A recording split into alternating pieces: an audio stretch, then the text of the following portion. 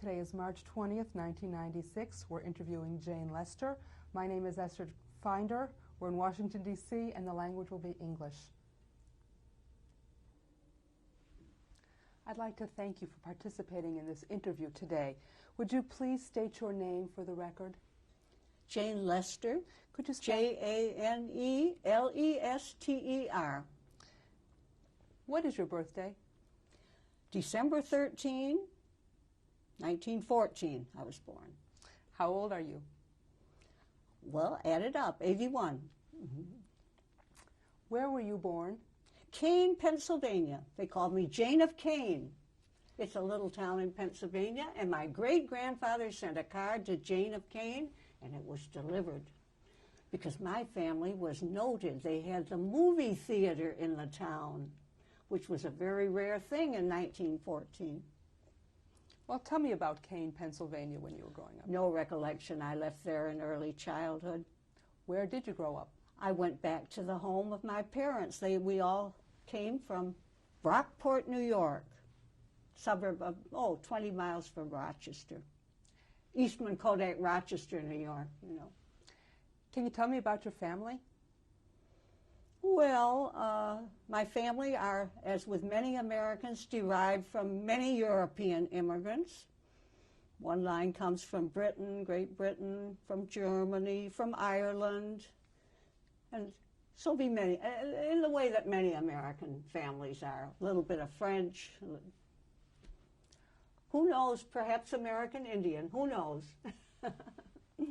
What did your father do for a living?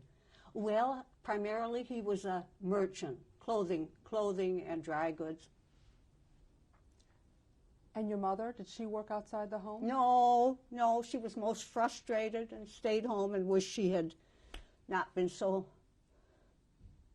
what should I say, reluctant to keep on with schoolwork, and stayed home and had a large family. Typical spinster, but she had a large family. Tell me about your siblings. Well, I was the oldest of 5 children, and we grew up in Western New York. I think I had 65 living rather close relatives when I was a little girl. And my mother couldn't get as far away as she wanted to from the place she came from, and was about 13 miles away on Elm Grove Road, a upstate New York suburb. You had brothers and sisters, or just sisters? They were 3, they came 3 after me.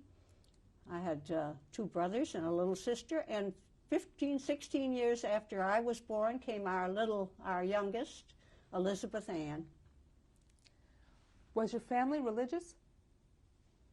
My father was a Catholic, and my mother was a Protestant, and Catholics were regarded as, in this little Protestant town, as rather something not quite understood and not wanted particularly. It was really a mixed marriage, you can say. My father, at that time, the Catholic Church was very conservative and had to swear he would bring any ensuing children from the marriage up as Catholics.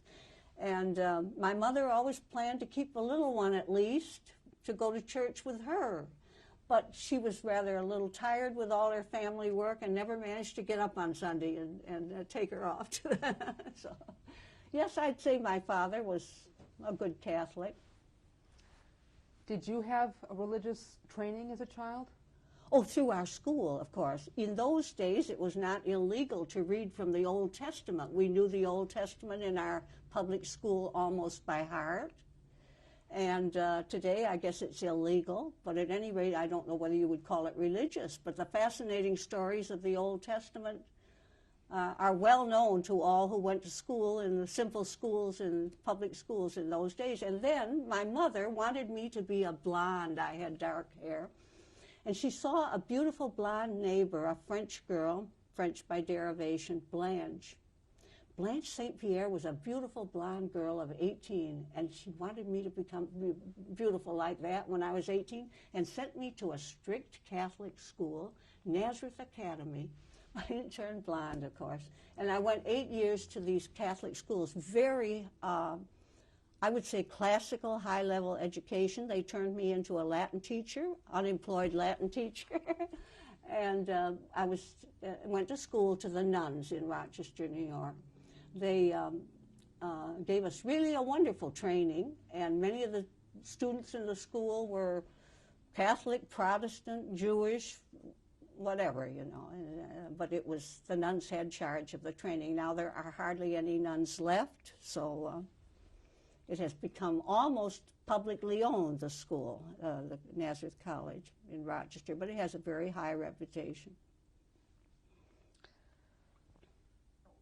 Were there any racial or ethnic minorities in your town? Well, at that time, before World War II, there weren't so very many Negroes in the upper part of America. And like anything strange, people, you know, they didn't know well any Negroes. We had a couple of Negroes in our school. In the public schools of Rochester, there was good training together in the school system.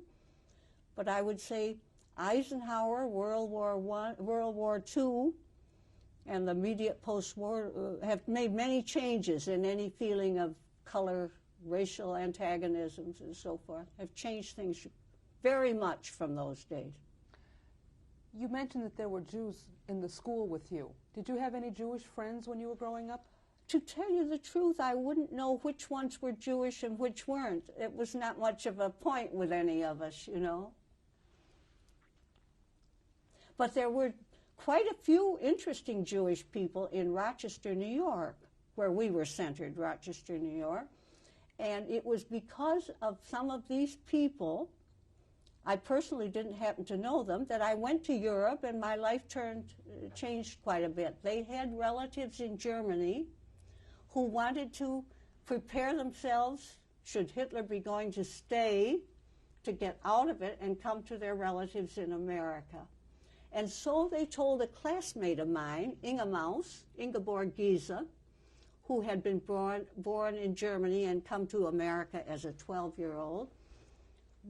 They knew she was going back as an unemployed school teacher, just as myself. She was going back to her native Germany, to Hamburg, and they thought, would she please visit their relatives and give them some English instruction?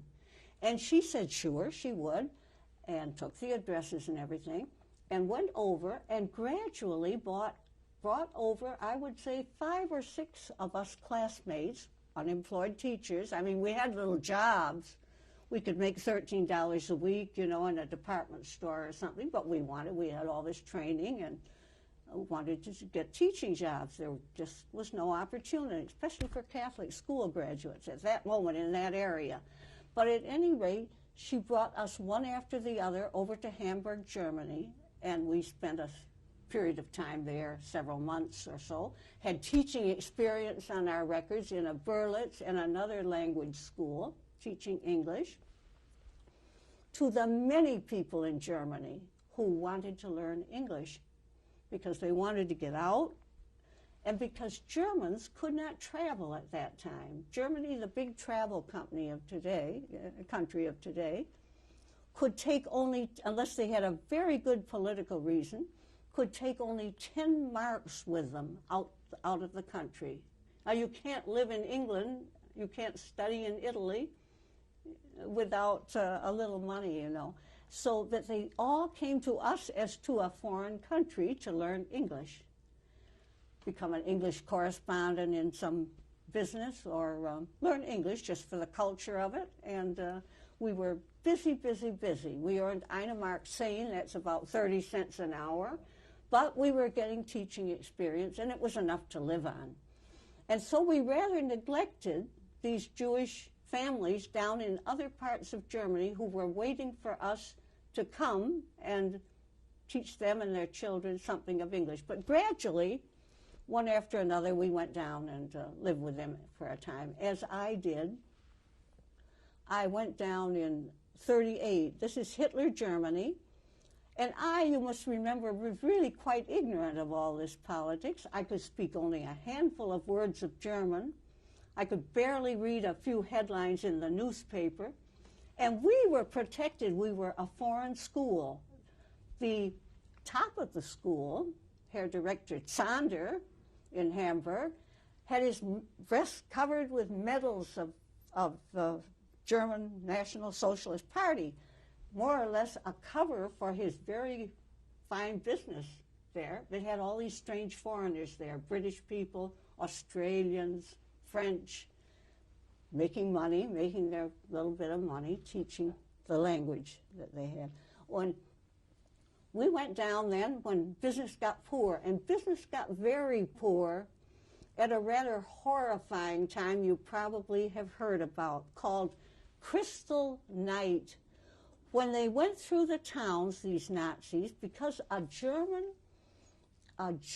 diplomat, a minor German diplomat, had been murdered in the German embassy in Paris. They took vengeance, allegedly, just wild destructiveness, went through the town, broke all the businesses, the windows.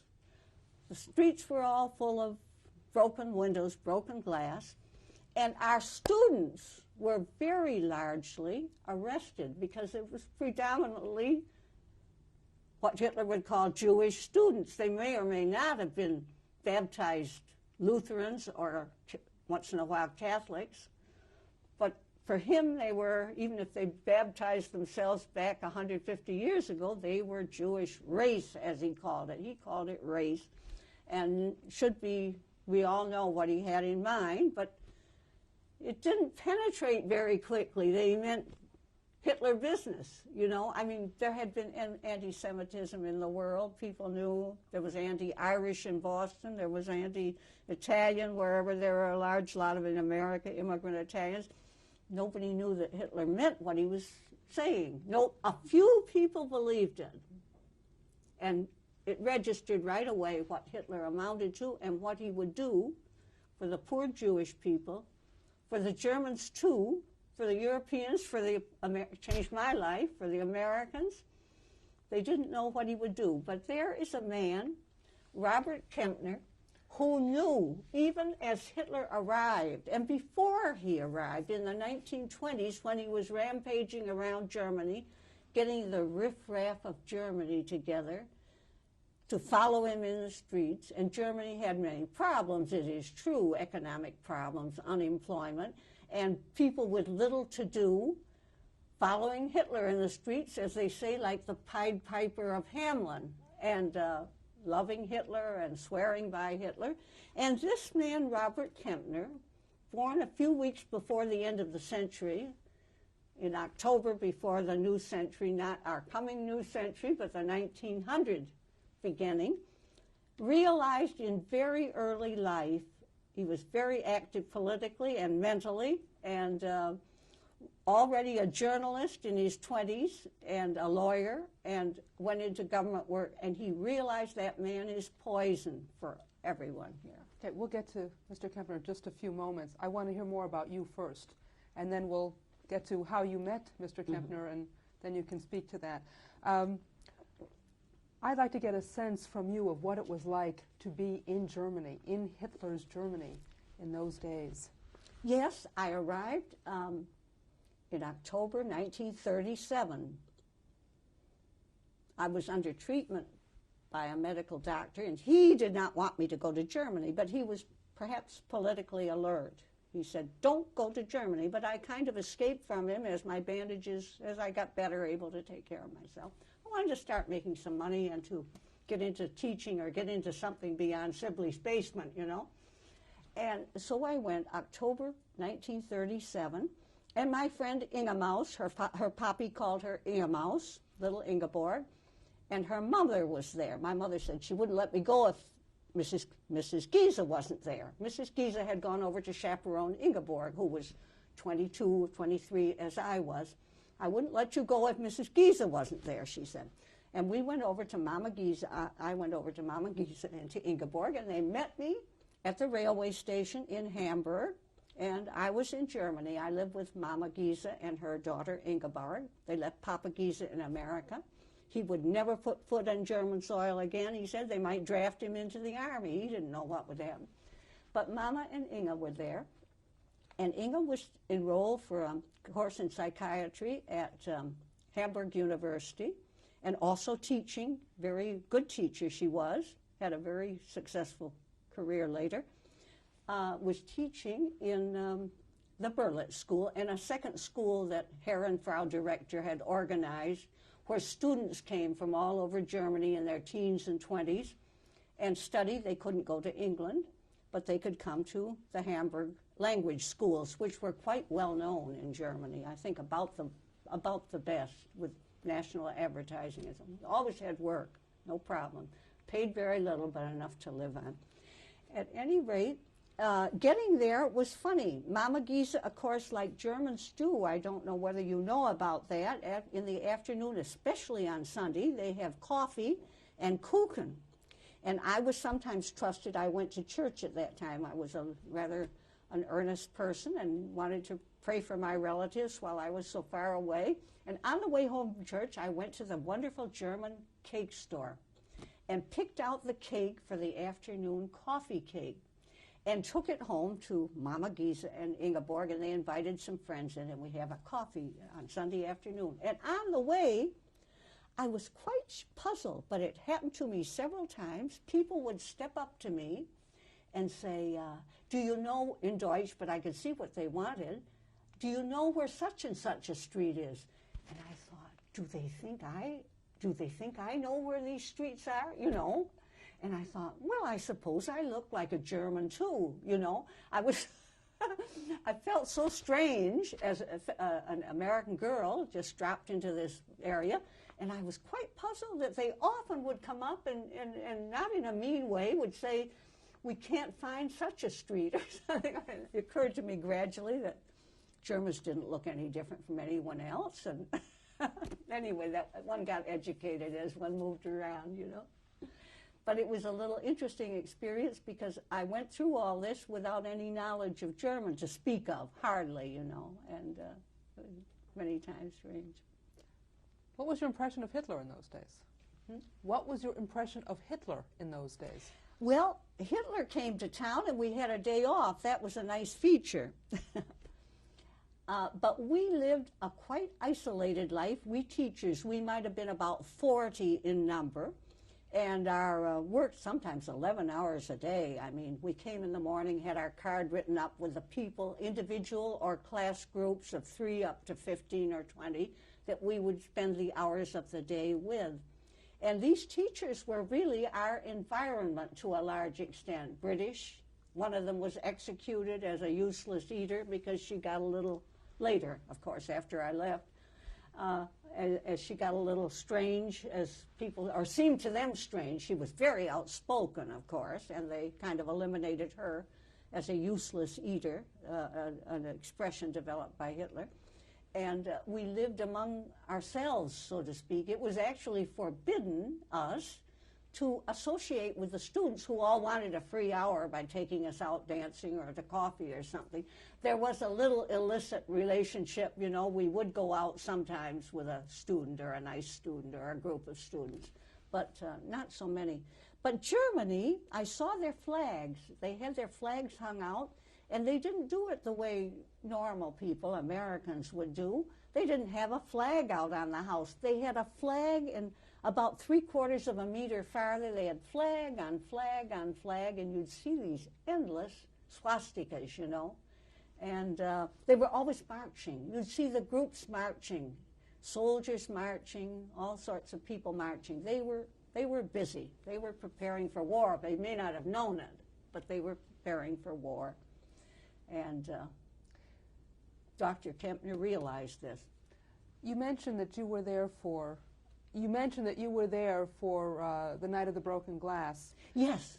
Did you see other anti-Semitism aside that? I think you will be a little bit horrified and perhaps disappointed, I don't know, but I slept through the Holocaust.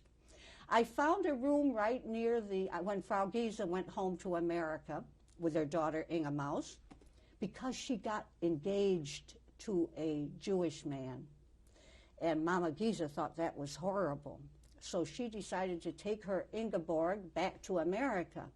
And she did this in 1938, shortly before the Kristallnacht.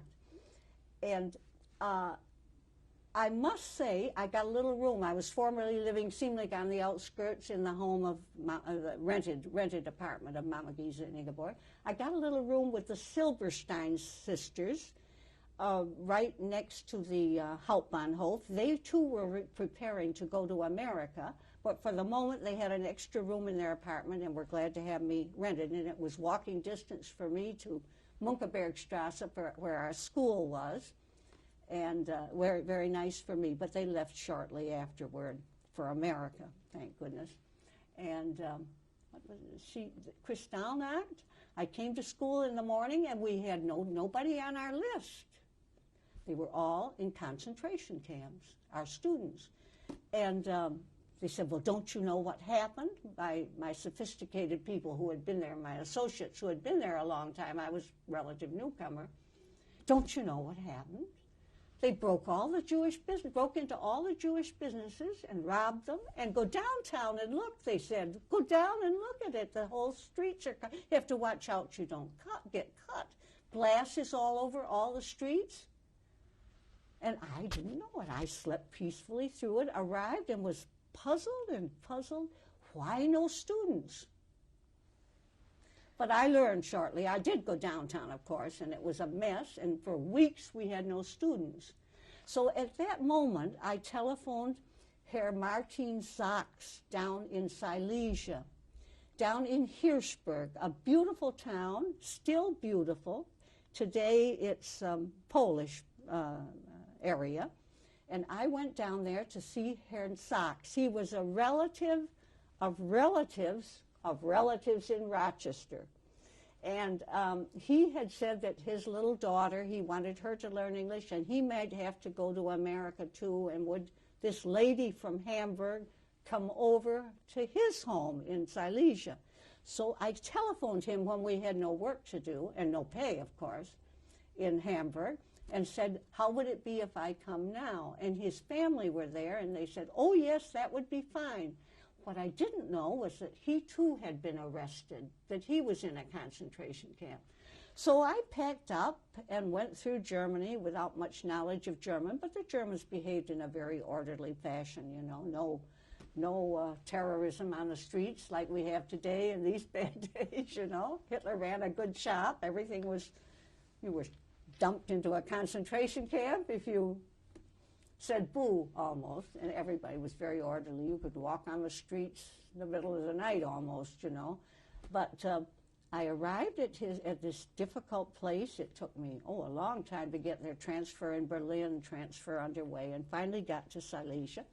And as I arrived, I telephoned from the station, I think it was late in the evening, and said, I just come, shall I take it? And he said, take a taxi, so much I could understand, take a taxi and come over to our house. I knew his address. 58 Wilhelmstrassen Prozess, yes. I went over to his house, a very lovely house with 3 apartments. Each story was an apartment. He was a very well-to-do man, as he told me. It was very interesting. And he was sitting at the table with his governess for the little girl. She was a delightful person, 14 years old. She looked like the then Queen of England. She was a pretty child, and very lively and very peppy. She was what the Germans, the Nazis, called Mischling. That's a word actually for dogs, I think. She was half Jewish and half German. So he had special ideas for them, Adolf Hitler.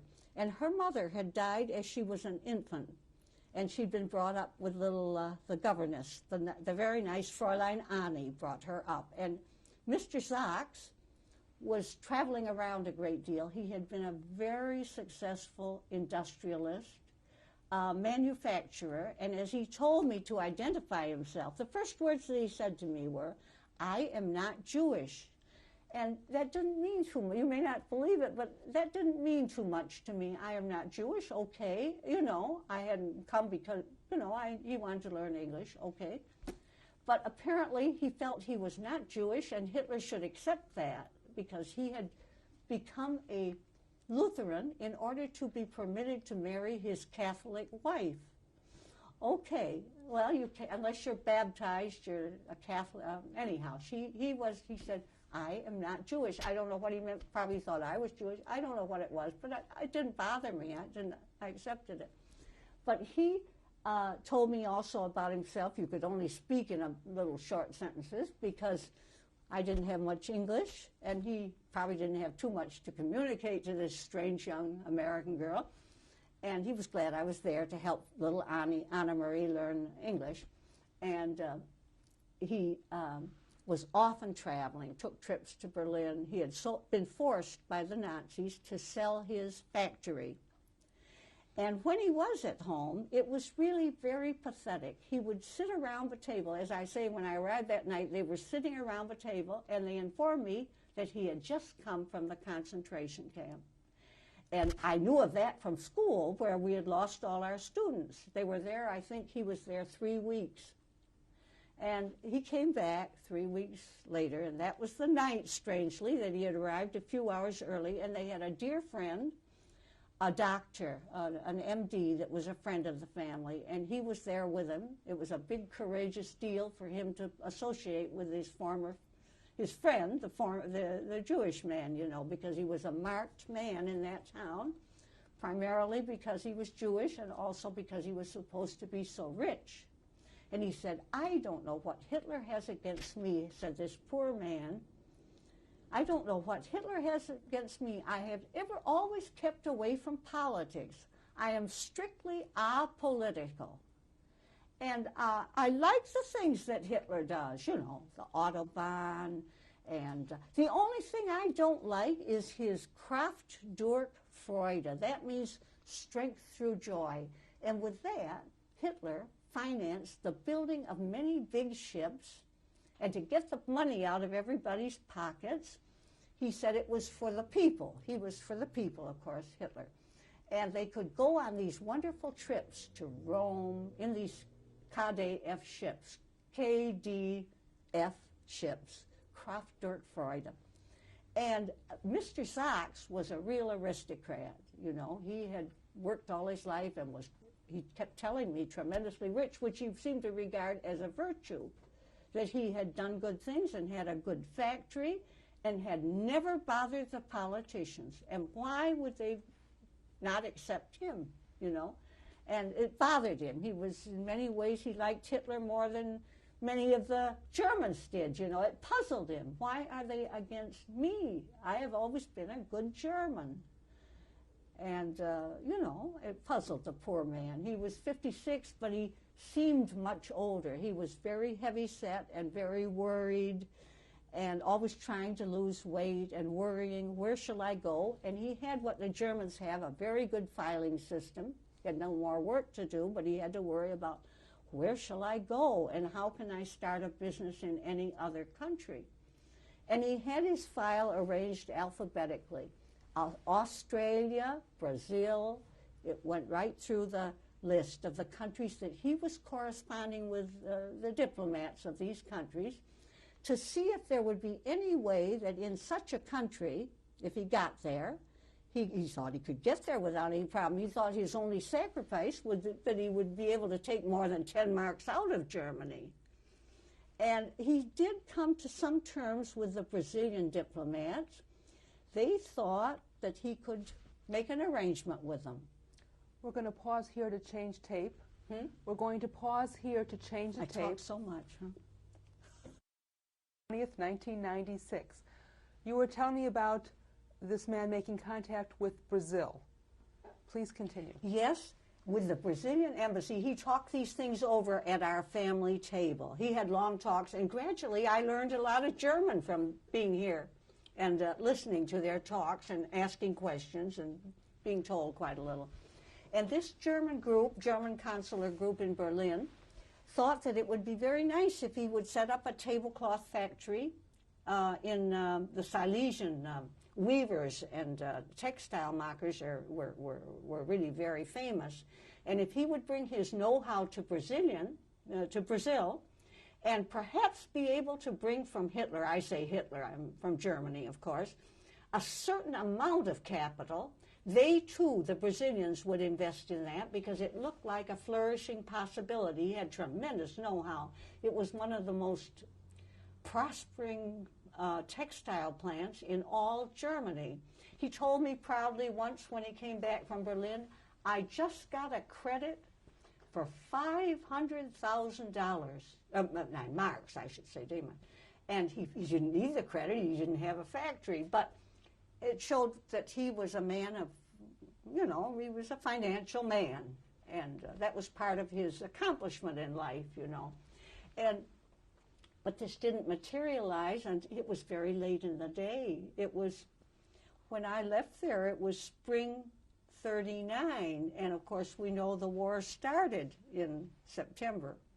But stupid Jane Lester didn't know that. I tell you, I had a good American education, and they taught me that Wilson had said World War I was the war to end all wars. And anything that Hitler did or the armies marching, that didn't mean anything, because no fool would start another war. You couldn't be that stupid, even Hitler, to want to start another war. And so I didn't register that we were coming right up close to a war. Not like my mentor, Robert Kempner. He already knew long before that a war was coming. He always said, Hitler means war. When he came in, it means war for the German people and the world. But at any rate, the Brazilian deal didn't materialize fast enough, and Mr. Sachs didn't feel any great. Martin Sachs, S-A-C-H-S. God rest his soul. But anyway, Martin Sachs didn't work fast enough and didn't feel too hurried. He led a somewhat isolated life. And it was very pathetic personally at the table when he would say, Fräulein, I don't remember her name, Fräulein Müller spoke to me today on the street. And that was a former close employee of his, I don't know, secretary or something. And she had had the courage to speak to him on the street.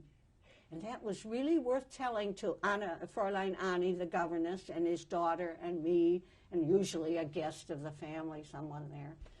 And it was very pathetic, that meant so much to him. And Fräulein Annie told me, the governess, I have a real problem. He loves Anna Marie. That was the apple of his eye, his Anna Marie, his little 14-year-old daughter. She doesn't like to have him take a walk with her. She doesn't want to be seen. He was a noted man in the town, the richest man. Biggest taxpayer in Hirschberg, he told me. And probably that was his misfortune, but he didn't realize that. He thought that was a contribution. He had done his best for the politicians. But at any rate, this was for Fräulein Annie very difficult, because little Anna Marie, she had to tell her, now you must go with your father. Every day the family, at least Fräulein Annie and little Anna Marie, and if I were, while I was there, I went with them, went to the mother's grave and said a prayer. The mother's grave was in a beautiful grave there called the Kavalierberg, probably still there, the Kavalierberg, but without Herrn Sachs, because of course he didn't get buried. But at any rate, Herr Sachs, I left. I left because the school now had many, many students, and they said, come back or you'll lose their job. It was a threat. They would have taken me back anyway, but I quickly went back to my weekly pay. Herr Sachs had not had the courage to give me any money. They gave me nice presents, and I was taken care of there, and I was learning German. It was worth my while, since the school was in such a dark situation. But I now have the chance to go back to school. Come right back, or we can't keep your job for you. So I went right back. And they went to Berlin with me and bought me a pretty coat. That was all they could do, because his bank was so carefully watched. And a Jewish man, which they regarded him, was not allowed to give money to anyone, It was his money, but at any rate. Anyhow, that's how it was. They went together with me to Berlin, part way to Hamburg on my way back to school. And we had a very nice time there. And they bought me this nice coat, the three of them, Fräulein Annie and little Anna Marie and Herrn Sachs. He had business. He always had business in Berlin with the consulates. And the people of Berlin didn't escape very well. Hitler killed 35,000 of the people. Dr. Robert Kempner has written an interesting chapter about the Jews of Berlin. And the reason I feel, and also this was bad for Herr Sachs, they felt quite secure. They were, many of them together, they still could go out and get a cup of coffee in these great big restaurants. Berlin is a particularly, what should I say, convivial, friendly city. People are always going out for something in big groups. And they felt secure, you know. And the Berliners were very nice, you know. Later, they proved quite courageous, some of the Berliners, you know, as much as they dared. And they didn't feel enough fear. There were too many of them together. Who would dream that Hitler had such projections, whether he already knew the details himself of how he was going to do this, but who would dream it's possible to kill 35,000 people? You don't do that. We haven't heard of a war. What's the technique of that, you know? Whether he had his technicians working on it or worked on it himself, never occurred to anybody. He hates us, but we're not in any real danger. So they didn't move fast enough, many of them, and Herr Sachs was among them. And so they said goodbye to me. I went to Hamburg and went back to my teaching job.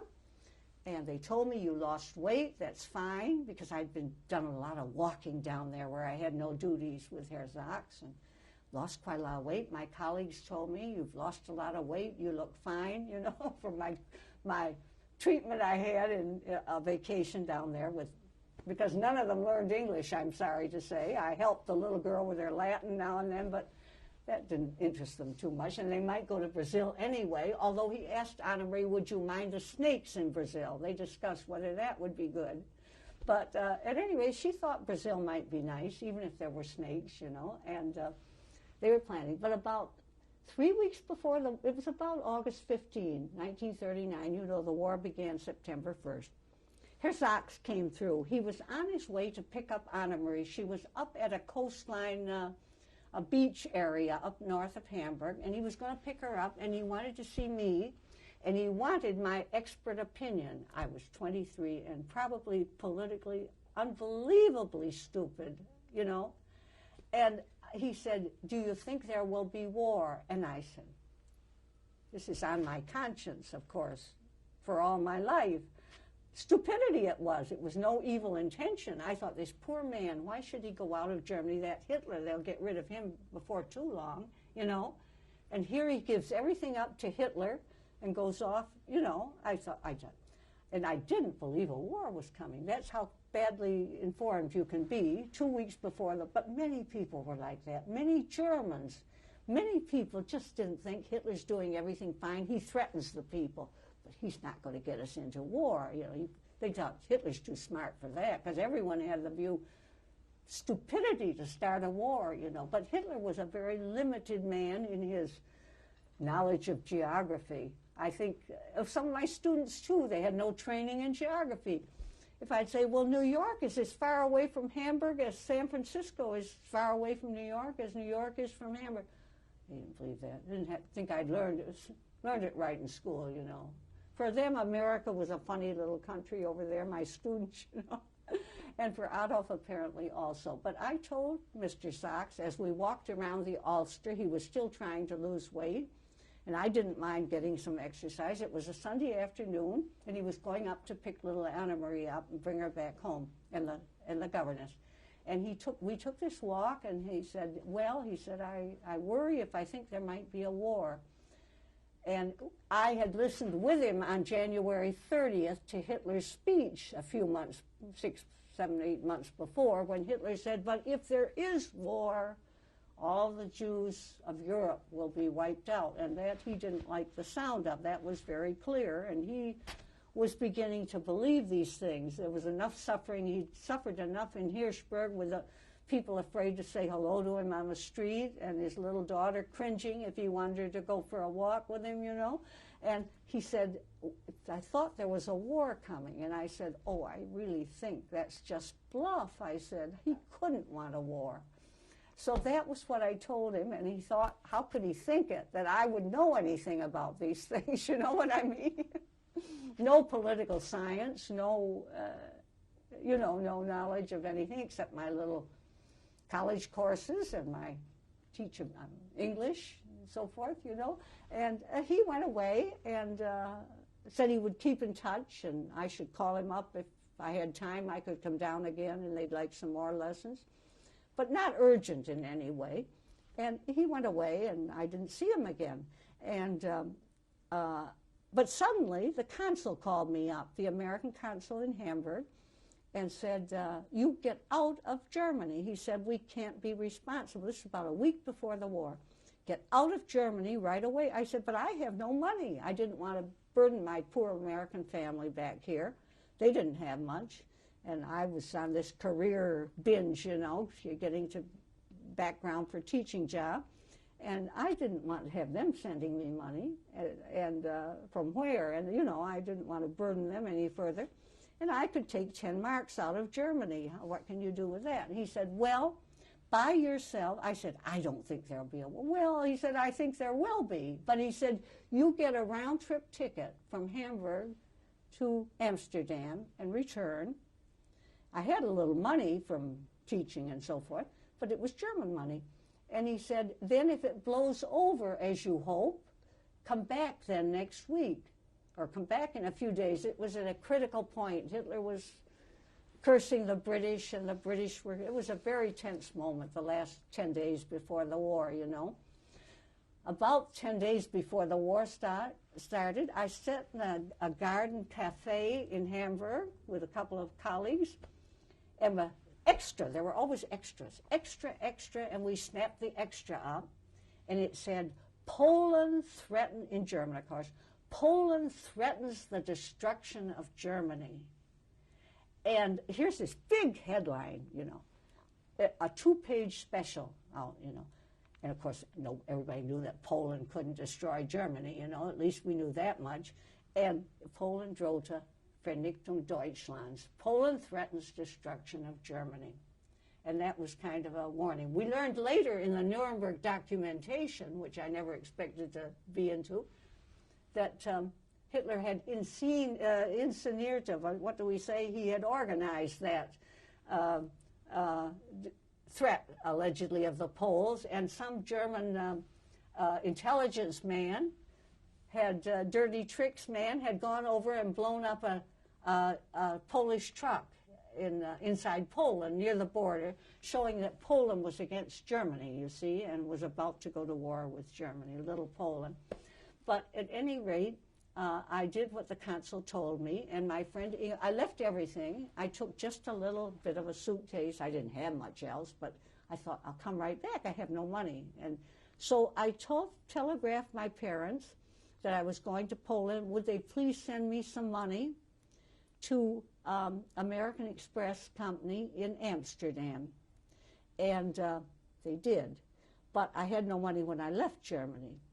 And I tell you something that may shock you, but it's really funny from my point of view, but it may not be funny to anyone else after all we've gone through. We had a terrible train ride. It was the last train. The reason I got on the train that Saturday evening, was because the radio said, Holland will close the border at midnight tonight from people coming in out of Germany. And I thought, well, it's time for me to get over there then. And Inge Maus helped me. I packed a few little things together, and I left everything else, my little room and all my little bit of possessions which I had there. And Inge Maus came to the train with me, and she said, I have a feeling we won't see each other for a long time. And she waved goodbye to me at the railway station. And I thought, oh, I'm coming back next week, I hope. But anyway, I went to Amsterdam. But as I crossed the border, I wonder if I should tell you what happened. It was really, to me, funny, and I survived it. But it's not very, maybe many people may pick it up in a very, after all we've been through, in a way that it really wasn't. Sincerely, it really wasn't. We had a hell of a ride on the train out from stopping, and it was full of people who had come probably, I don't know where, from Czechoslovakia, whose little possessions seemed to be, I don't know who they were. There was only standing room on this train. We stood so tight in that train, you couldn't fall over in any direction. You were exhausted when you got to the Dutch border. And we came across the Dutch border and stopped at this little town inside for the customs and the Dutch people to look us over. And I got out and I said, oh, here come the customs and the Dutch police. And I said, oh, Heil Hitler. I had never said Heil Hitler before in Germany. We didn't have to, we foreigners. Our hair director said, now you don't have to say Heil Hitler, but behave in a seemly way. Don't make yourself obnoxious. He didn't want his business spoiled, his school business. But I was so happy to be in a free country again that I just, more or less, we were all exhausted, you know. But the Dutch police, they didn't take that. I thought that's just humor, you know. But they didn't take it in any funny way at all. They didn't like that at all. You know, and it was really just spontaneous, to hell with Hitler, you know, Heil Hitler. I was just dippy, you know. And they thought, well, are you a Nazi? I said, oh, no, I'm an American. But it didn't help much. I had kind of blackened myself in their eyes. And they said, do you have any money? And I said, well, I have just my 10 marks, but my family in America is going to send me, I'm pretty sure, money at the American Express in Amsterdam. Now they said, you go back to Germany. And I thought, you go back to Germany?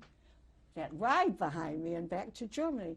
And I said, but really, that was just my idea of a joke. It's a bad joke, I admit, but and they made me go back into Germany, maybe because I had no money, but I think they took a kind of dark view of me. What kind of a politician was I? Well, anyhow, just stupid all the way through. But back I went about, 2 kilometers inside the border. They said, there's a hotel over there, and when you get word that the money is in Amsterdam, then we will let you through. Well, the war was oncoming. Even I could see it. You could see enormous fires inside the border of Holland, 2 kilometers away, and the Dutch, I believe, had burned all their enormous oil supplies so the Germans wouldn't get them. You know, along the border there were these huge oil refinery or supplies of oil inside Holland, and apparently didn't want the Germans to get them.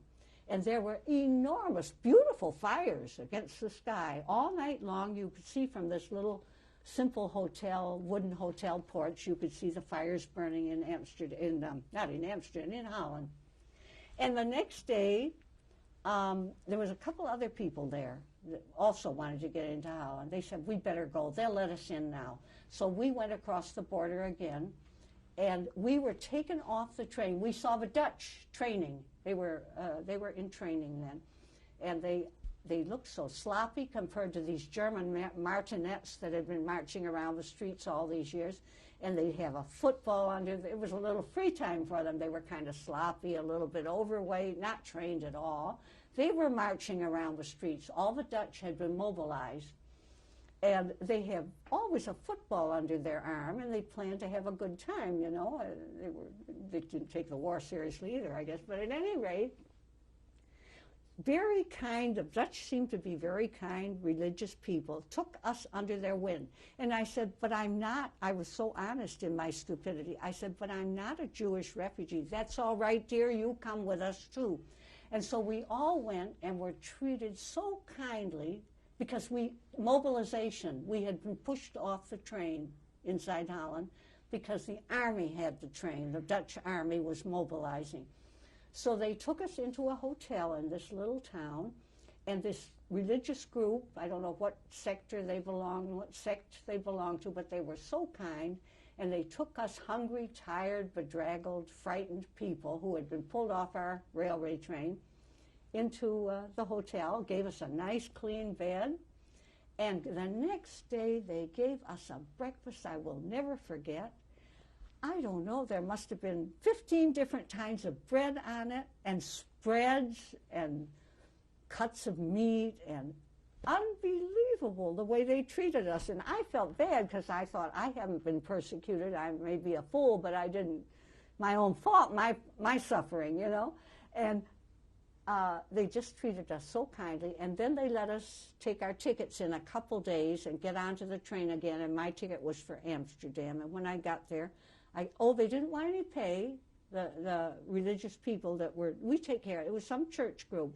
We take care of the hotel, don't worry about that. We fed us royally and allowed us then to go back on the rest of our trip to Amsterdam, get off there and go our different ways. And I got my little bit of money from my parents. And then the problem was, war was declared about the next day. I think it was the 1st of September. Hitler declared war, and a couple of days later, England declared war. And we went down to the Amsterdam bulletin board always to see what the latest headlines were. So much Dutch we could also command, you know.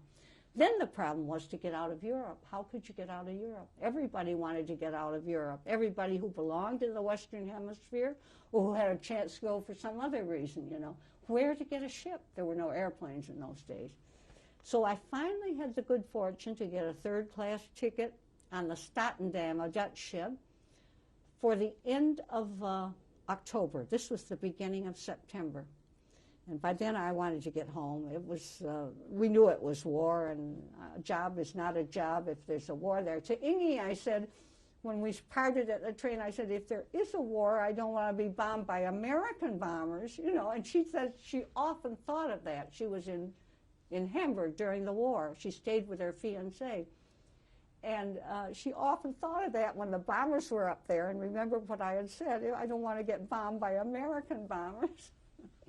So I gradually got home on the last day of the World's Fair on October 30th. My father and my brothers picked me up and back to a normal world. But the people I left behind, I left in very tragic situation. Before we go any further, I'd like to ask you, what did you know about the concentration camps while you were still in Germany? How much did you actually know? Kristallnacht. But I mean, in the camps, did you know what was going on in the camps? No. Hitler didn't spread that around too much, and even the people involved were perhaps not too proud of it. You know what I mean? Okay. But it was knowable, excepting that I had practically no German, and we also had practically no time to read the newspapers or anything. You know what I mean? The students, primarily Jewish people, that made this such a successful school with their desire to learn English and other languages too, French or Spanish for Latin America, they didn't say much about it. What did Mr. Sachs tell you? Mr. Sachs, when he came back from the concentration camp? You wouldn't like what he told me. Are we on duty here? I don't know. He said the Jews didn't behave so well, he said, you know. He, of course, was a professional non-Jew, the poor man. I forgot to tell you that not only did he regard himself as not a Jew, the poor unfortunate man, but he also was very puzzled that his church, so-called church, the Lutheran Church, when he went to the different helpful committees in Berlin, would have nothing to do with him. And so he was. He couldn't go to the Jewish. There were a little bit of Jewish organized help for one another, you know. He couldn't go to them really for help. And he couldn't go to anyone. You know, he was a man, and he was such a proud, loyal German. He was so loyal to Germany, and he couldn't go to the Germans. He really was in a terrible position, the poor man, you know. When you came back to the States, what did you tell your family and friends about conditions in Germany? Oh, everything I knew, of course. I even gave little lectures around the area. But when I went to Berlin, coming back to Hamburg from Herr Sachs, they right away wanted to know everything. I learned more from them, the American consular people, the embassy in Berlin, because I thought maybe I can get a job at the embassy. That would be nice. So I went and talked to them and told them of my experiences, and they wanted to know everything that I had seen and heard. I could tell them that Herr Sachs was a man in a very difficult position, and that he was trying to get out, but that would mean great sacrifice of everything he had worked for all his life to leave most of it behind, and that he had been in the concentration camp and had told that there were great ordeals there.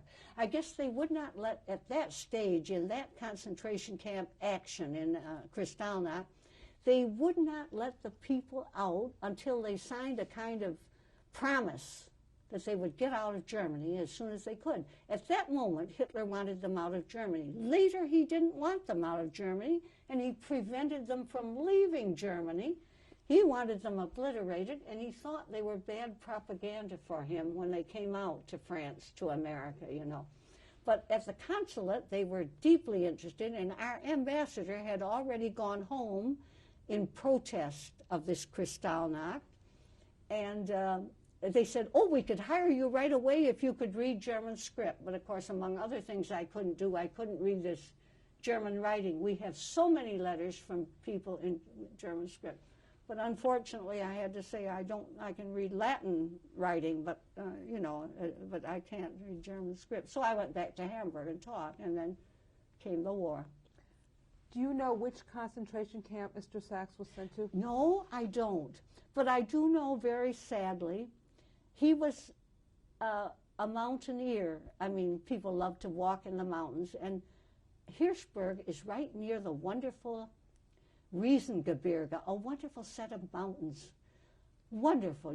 And he took us all, the family, he took us up on a mountain trip one time, and it was partly to reconnoiter because he was a very good mountaineer. And he gave me some of his shoes. You have to have shoes. And my feet were swollen as big as a bushel, you know, from climbing up in these heavy shoes. I didn't have proper shoes this time.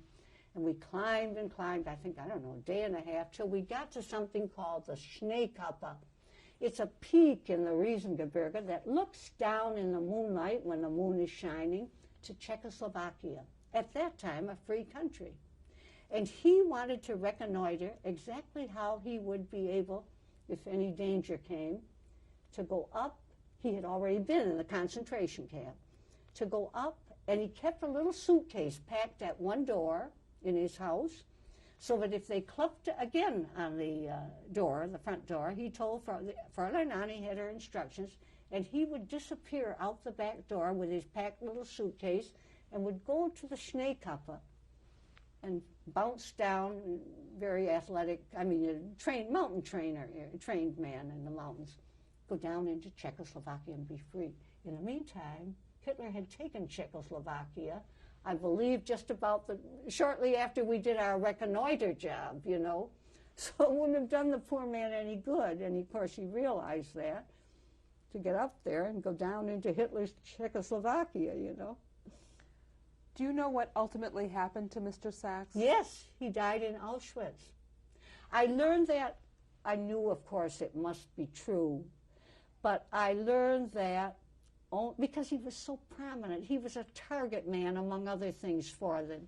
He was you see, Hitler, I'm sure, had this marvelous dream for himself. These rich Jews, I'll take all their ownings and their property, and I can run a wonderful war, you know?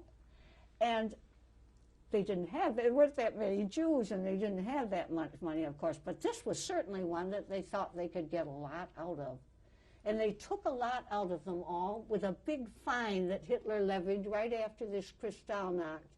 So they took a great deal. But they were after him, and I knew that he must have died. But his little daughter survived. She was also in a concentration camp as a so-called Mischling, mixed Jewish-German background, antecedents. And she, too, was in a concentration camp. And she escaped, survived, shall we say, and came, and you've read about these treks they made. We have to pause here to change tape. Just one moment. 20th, 1996. You were telling me about the Sachs family and the daughter. Can you please continue? Yes. I had a hard time finding the daughter after the war. I tried a long, long time, because that was Poland, Silesia. It wasn't even East Germany, where you had a little better chance of getting through, you know. And it was like it was in those Cold War days, and subsequently it was like the other side of the moon. It was just very hard to find anything. And friends of mine helped me, Dr. Kempner among others. And then we used Aufbau, the publication that searches for people. And it was quite a long time before suddenly a call came to Dr. Kempner's family that Anna Marie had seen the advertisement. She had gone, she had escaped. She too had been in a concentration camp.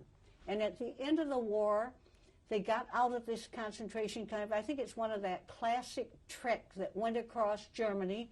Hitler wanted to, I believe, wanted to get them all into Mauthausen, where there seemed to be enough material to kill what was left of them, or they even had plans, I believe, to blow Mauthausen up.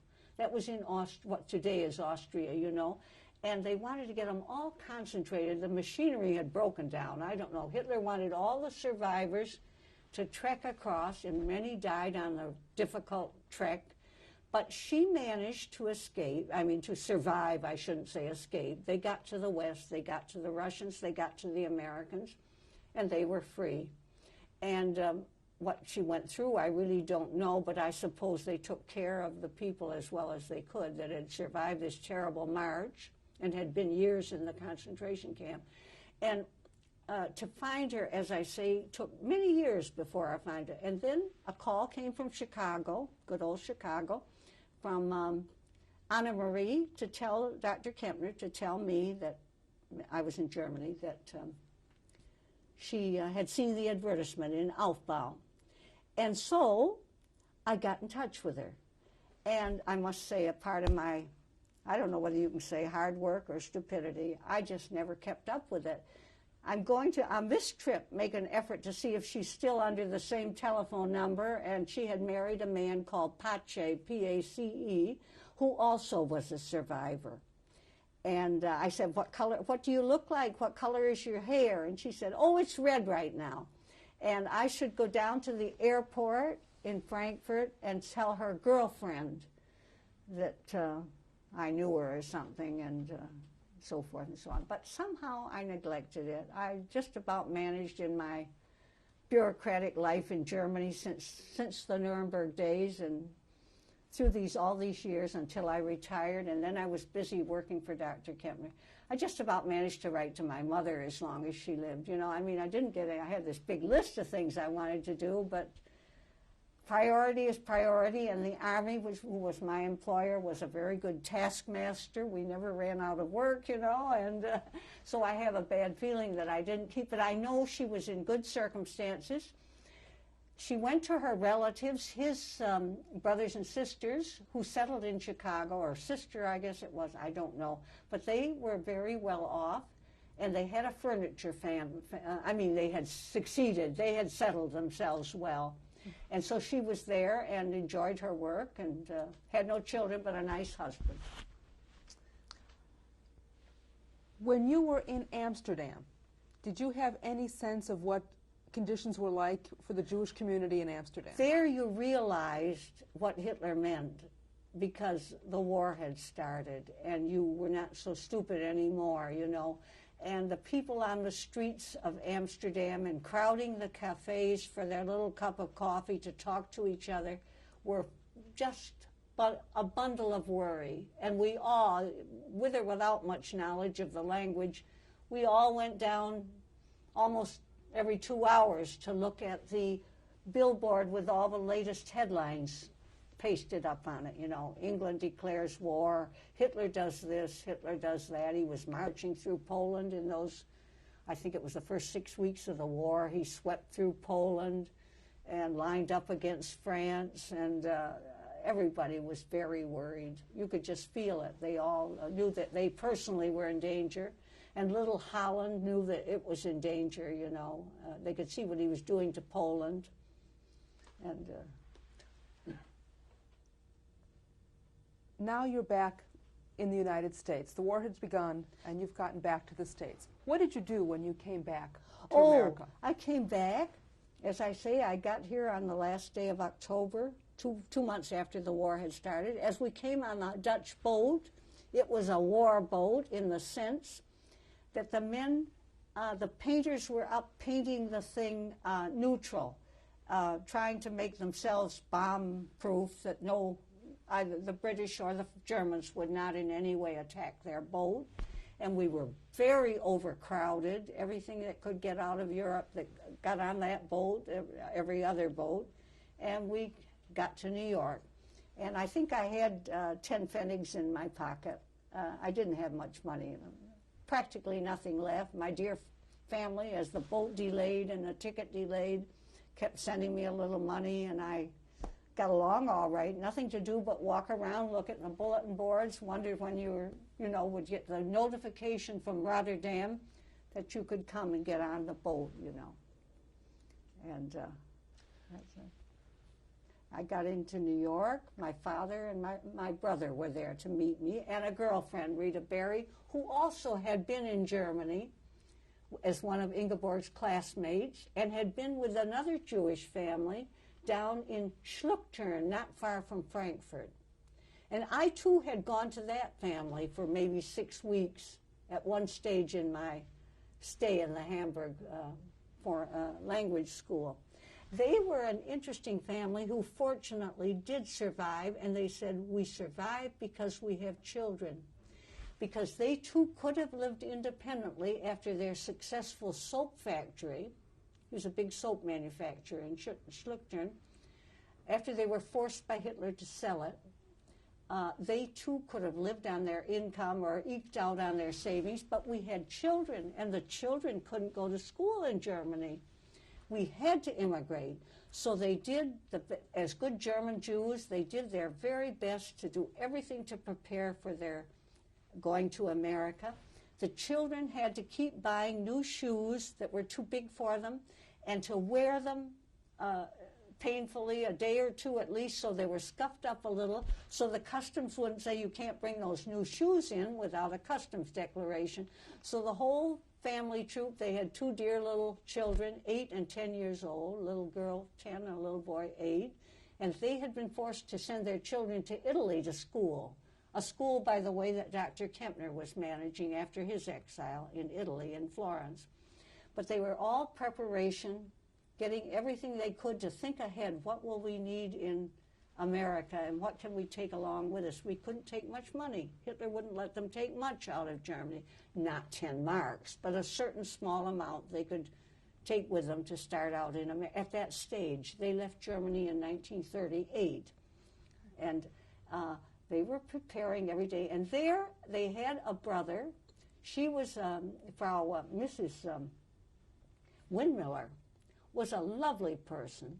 She was one of 8 or 9 children, I guess a very Orthodox family from the Rhineland, and she had married this soap manufacturer, Mr. Wolf, Fred Wolf, and a well-known soap factory. And her brother, she was one of these 8 or 9 children. She and her brother brought the little ones up. The mother had died, and the 8 or 9 all looked to Big Brother, who was a lawyer. And the day he got his law credentials going, his little boy was born, and Hitler said, you can't practice law, you don't have the right blood type or something like that, He was out of the law. So he went to work at that time for a few years. This is 38 now, we're 33. He went to work at that time for his brother-in-law in the soap factory. There's a lot of legal problems there, and eked out a living there in Schluchtern, this little quiet, relatively reasonable to live there, and had a little boy born, as I say, when Hitler came in. And the little boy was 5 years old, and I took the little boy out for walks. And one day we went by a big house up on a hill, and out of this house up on a hill came a group of wild boys, teenagers, 18, 15, I don't know what they were, wild and furious, storming down the hill at me and this little 5-year-old boy. And they say, don't touch that kitten. The little boy had been charmed by a tiny little cat, a little bit of a kitten, and had petted the little kitten, little 5-year-old boy. And they said, don't touch that kitten, don't touch that kitten. You're Jews, he said, don't touch that kitten. And I thought they were going to obliterate us, and I had this little bit of a fellow.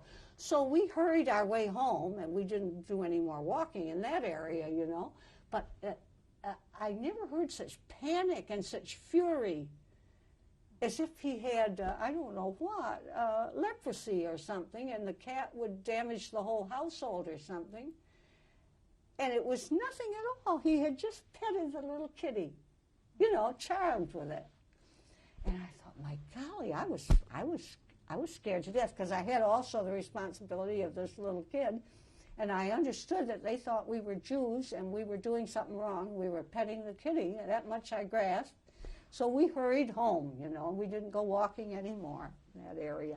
And you will be glad to know the family all managed to get to America in 1938, and they got along. I don't suppose they acquired any very much money. They're in South Carolina now. Some of them, unfortunately, I read about their deaths in the Aufbau story, you know, the dear woman. She studied then when she got to America right away. They all were very eager to study, very intelligent. She learned to be a practical nurse. And there she was very good, a lovely personality. And the children went to school, I guess in New York at first. And then they must have settled in Charleston, South Carolina. And the little boy grew up and went to the Navy. I want to get back to you and your story. My story? Your story. I would like to know how you earned your living when you came back to the States. Well, it was rather meager because there was no job even now. So I went to work for the Gallup Poll and things like that to at least get something. And in different stores, the bookkeeping department or something. And never did get a teaching job, but suddenly Adolf Hitler, who managed our history and my history too, started our war, or got us afraid of war. This was 1940. I got back in autumn 1939, and we got into the war in December 41. And before that, the government started recruiting us government girls. And since I couldn't get a teaching job, I learned typing and took a typing test. And my father felt very bad about it. Very family man. He likes us all. I like you all under one roof. You know, what do you want to see, Germany or Washington? I like you all under one roof. But I went away again. My mother always supported me on these endeavors. And I went away again and became a government girl in Washington on February 22nd, Washington's birthday, 1942. And at that time, my brother was scrounging around. My brother Richard was scrounging, 5 years younger than I was scrounging around to get an education as cheaply as he could, no money. Went out to Brigham Young University.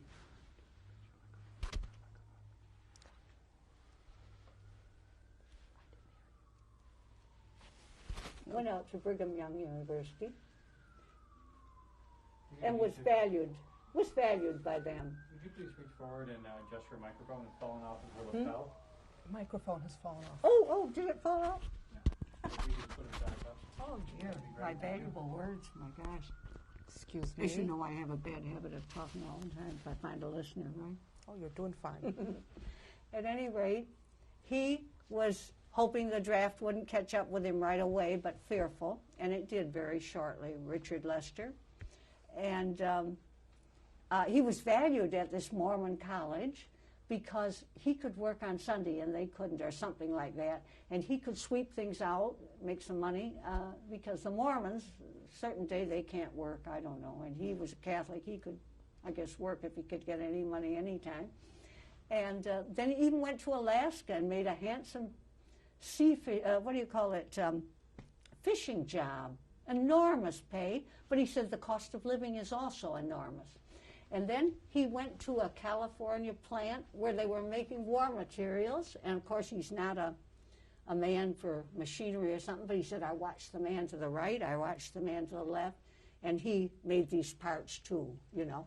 And he had to do this and then went to the Army and got into the war and is one of our heroes. He's one of our heroes because he went through France. Excuse me, keep losing your mic. Helped drive Hitler's troops back out of Western Europe. Excuse me. This time, for sure. In the meantime, as I say, I became a government girl, and we were a mass of people in Washington, all taking Spanish lessons, and all Washington talked Spanish or a little Portuguese. There were no more diplomats from anywhere. There were diplomats from South America. And I was with the Inter-American Affairs Office of Nelson Rockefeller, and we tried to propagandize better than Hitler did in South America. And I was in the section that took the Hitler broadcasts directed to South America and wrote them up every day in précis in short form. And then our propagandists would try to see that we did a better job than Hitler was doing, trying to convert the many Germans in Latin America, you know, and a very active German war effort in Latin America. And we were countering that propaganda-wise in that organization. It was interesting. It was very interesting work to see what Goebbels had said today, and what, you know. How long did you do that job? Well, I did that until I went to OSS, and then I had a stupid fight. I always tell you these terrible things about myself. We got a new editor. Our dear boss left us. Probably, he went to Spain. Probably we were trying to influence Spain too, you know. And probably because he would either have to go to the army or go to South America or Spain, he went away and we got someone that wasn't so kind to me. At any rate, it didn't seem that way to me. And we had an editor that changed Goebbels' words, and I didn't like that. Goebbels had said, Goebbels quoted the Bible or quoted God, I don't know. He said, "Be ye either hot or cold, for if ye are lukewarm, I will spit ye out of my mouth." Goebbels goes out quoting the Bible, as Goebbels often did, you know. And this editor changed my lukewarm to tepid, which is a silly word in my opinion. If you look it in the dictionary, you might find it as a synonym. But I didn't like my lukewarm. I fought for my lukewarm. And that cost me my job. I got too frack. Why should I? But Goebbels did say lukewarm. I had gone all through the Bible, I don't know how many times in my childhood. And in the English version of the Old Testament, Goebbels wasn't in the Old Testament at least, but they said, "I will spit ye out of my mouth if you're not hot or cold, you know. You've got to be something, you know." And he changed the lukewarm into tepid. So I felt pretty bitter about myself that I had, you know, had a bad temper anyhow. And I sat in Jackson Park and I felt very bad. I needed the job, you know. But I went to OSS where they fancied my German. I had experience, and I think they might have thought, oh, I shouldn't say this, that I might be material that you could plant behind the lines. I don't know whether I would ever have succeeded, but I could at least help the agency in its office work and so forth. Anyway, very quickly, a columnist for us government people, government men and women, that we read every day, you're too young to know him, Jerry Klutz, in the Washington Post. I see the column is still there, but not Jerry Klutz. He didn't survive those 50 years. I hope he's in good shape now in a happy retired period of his life. At any rate, he said the Pentagon needs right away people who know German to go to Nuremberg. And so I thought, well, that's all right. I don't really want to go to Nuremberg. I've seen enough of Germany, but it'd be nice to have a different job. So I went down and I got the job because they needed me. I guess they needed some people who knew English because my German was not that good. But I took a test, very fortunately passed it at the State Department, and soon I was on the airplane going over to Nuremberg with a kind recruiting man, a very kind recruiting man. His name was Colonel Leon Duster. He was of French origin and was Eisenhower's personal interpreter. And then he went on a recruiting mission throughout America, later throughout France and England, to recruit personnel for the Nuremberg staff. And he went all over the place, especially to Milwaukee and places like that where you find a lot of German, you know. And I got recruited by Colonel Duster. He was so nice, and he was a very, very remarkable person. He developed the thing we're so accustomed to today, but it was brand new at that time, simultaneous translation. You have the 5 or 6 languages sitting behind in a glass cage, and each one talking his own language, and you can, in the audience, you tune in, and he was the inventor, the developer of that with IBM, Colonel Leon Duster. He's not alive anymore, But he certainly did a wonderful job for Nuremberg and invented these things. What were your expectations when you went off to Nuremberg? Well, you see, you belong to a different generation. My expectations were to have a solid job. I don't know whether people think about those things anymore. You know, they say, I want to get into this, or I'd like to get into that, but we wanted to get where the pay would be regular, you know. How did your family and friends feel about you going to Nuremberg? Well, my mother always backed me very much. She was, as I say, a frustrated lady that had not enough money and a lot of children, and wished so much that she could be employed. She was not a very strong person. I don't know how she would have held up, but she always gave me every encouragement and support and pushed me, you know. Before you went, were you given any guidelines or any restrictions? In Germany? Well, from my mother on the telephone, she said, keep a low profile, don't speak up, you know. She thought the Hitlerites, the world knew then that Germany was a land of Hitlerites, and she rather feared for us Americans going in there. So did the Army when they went into Germany. When they went into Nuremberg, we had guards outside our doors every night, burning their fires in the cold winter air, you know, and we were always under protection and never mingled in any way with the so-called natives, you know, the indigenous, we called them.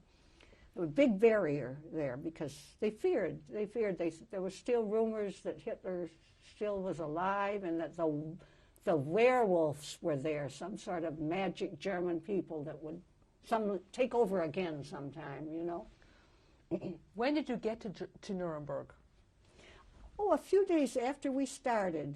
We were a group of 8 or 9 people that got onto our airplane with a lot of pre-training, a day or two, how to rescue ourselves at sea.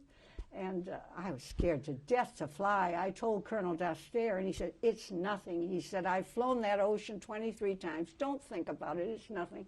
Colonel Dastaire, But I was scared to death, but I thought, well, I really should do it. And I took out $50,000 of life insurance before I got in the airplane. I thought, well, that'll do some good anyway. And as I came this time, I asked, I guess it's true, I don't believe you can take out life insurance anymore when you get old. Take a sea voyage. They don't want you to bomb the plane, I guess, you know, and get some cash out. But at any rate, we arrived in Paris. First, we stopped in Bermuda. And everywhere we went, the plane was something wrong with it. We had to spend 10 hours in bed there and so forth. Then we went on to the Azores. Things were not so up to date as they are up to date today. We landed in the Azores, and there the soldiers always had terrible stories to tell us. The last plane, soldiers, the last plane, and, you know, civilians, the last plane that came through here, well, it took off all right, but it went right down, you know. And all these stories, you know, you had no way of knowing, is it true, isn't it true? But the soldiers loved to tell these serious, sad stories to us so-called civilians that were going to sail on somewhere better than they were, you know. And we arrived then in Paris at Orly Field and went to the Majestic Hotel. And that was occupied by the American Army. And we were 8 or 9 people, as I say. There was one lieutenant in charge of us. And we had a very peppy, middle-aged lady that was older than the rest of us at that time. And she kind of took charge. She knew intelligent things to do, like go to the desk and find the Army man that will know when the next train to Frankfurt goes, you know, and how we can get on it. And we got onto a train to Frankfurt. That was heading toward Nuremberg, and it took 20 hours. It stopped more than it started. It was ice cold. It wasn't heated. All along, the buildings were all bombed out, you know, and everything was in disarray and disorganization. We got to Frankfurt, and the whole city was bombed out, rubble, and soldiers patrolling before the barbed wire, and a nice cafeteria where military employees could go in the IG Farben building, and nobody else could go in there, and everything very isolated, you know. Then we went on to Nuremberg in a command car, which is a big thing. I don't know, 18th, 19th of October, ice cold, the wind blew in on us, we froze, but we made it to Nuremberg. And then they put us up in the Grand Hotel Nuremberg, Hitler's hotel in Nuremberg, where he had his big party meetings, you know. And now it was ours, and the rest of the city was a mess. You'd see the bathtubs sticking out, well, you know, these war pubs. And the city was just a mass of graveyards of these bombed out Nurembergers, you know. We'd take Sunday walks, you wouldn't see a soul.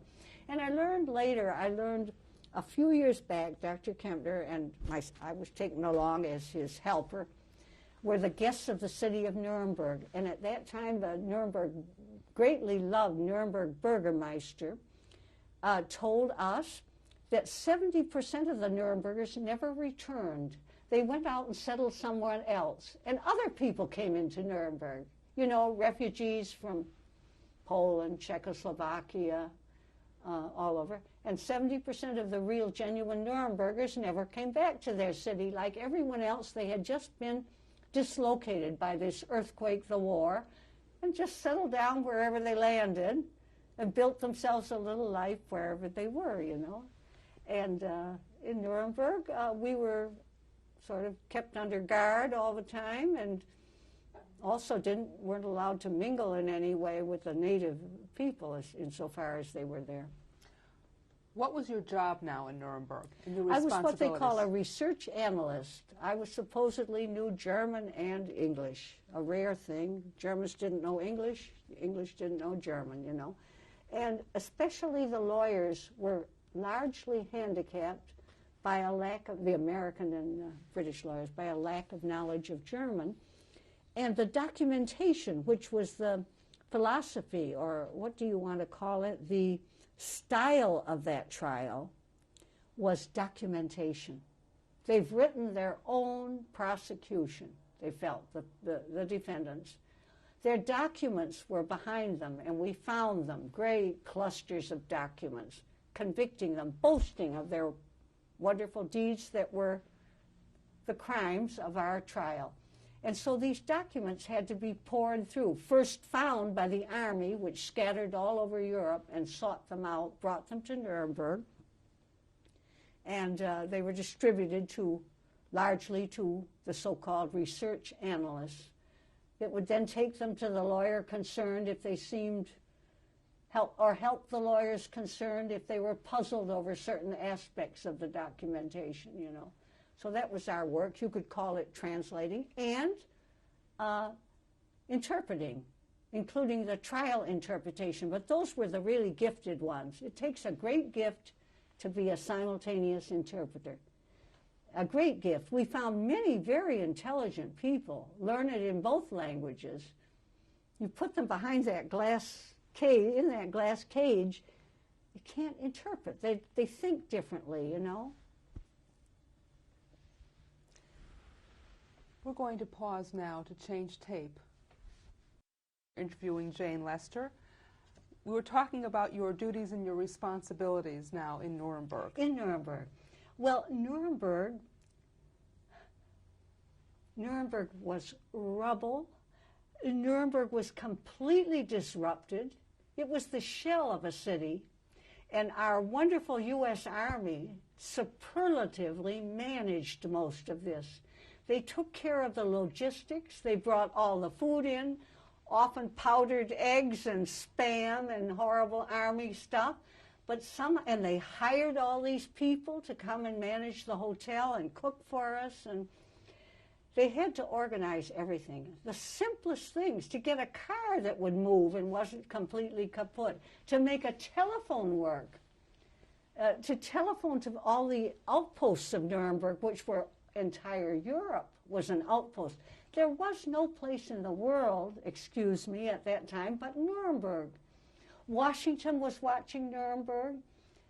England was watching Nuremberg. There was no Paris, no Italy. They were pulling up from the war. And everybody who was anybody or who wasn't anybody was watching or in Nuremberg or coming to visit Nuremberg or writing about Nuremberg. Walter Cronkite, later Willy Brandt, many people who later were prime ministers and big British politicians, political figures, many famous Russians who later played a big role in Moscow, were all in Nuremberg. As a girl in OSS said when she heard I was going to Nuremberg, "Oh, I'd like to go there too," she said.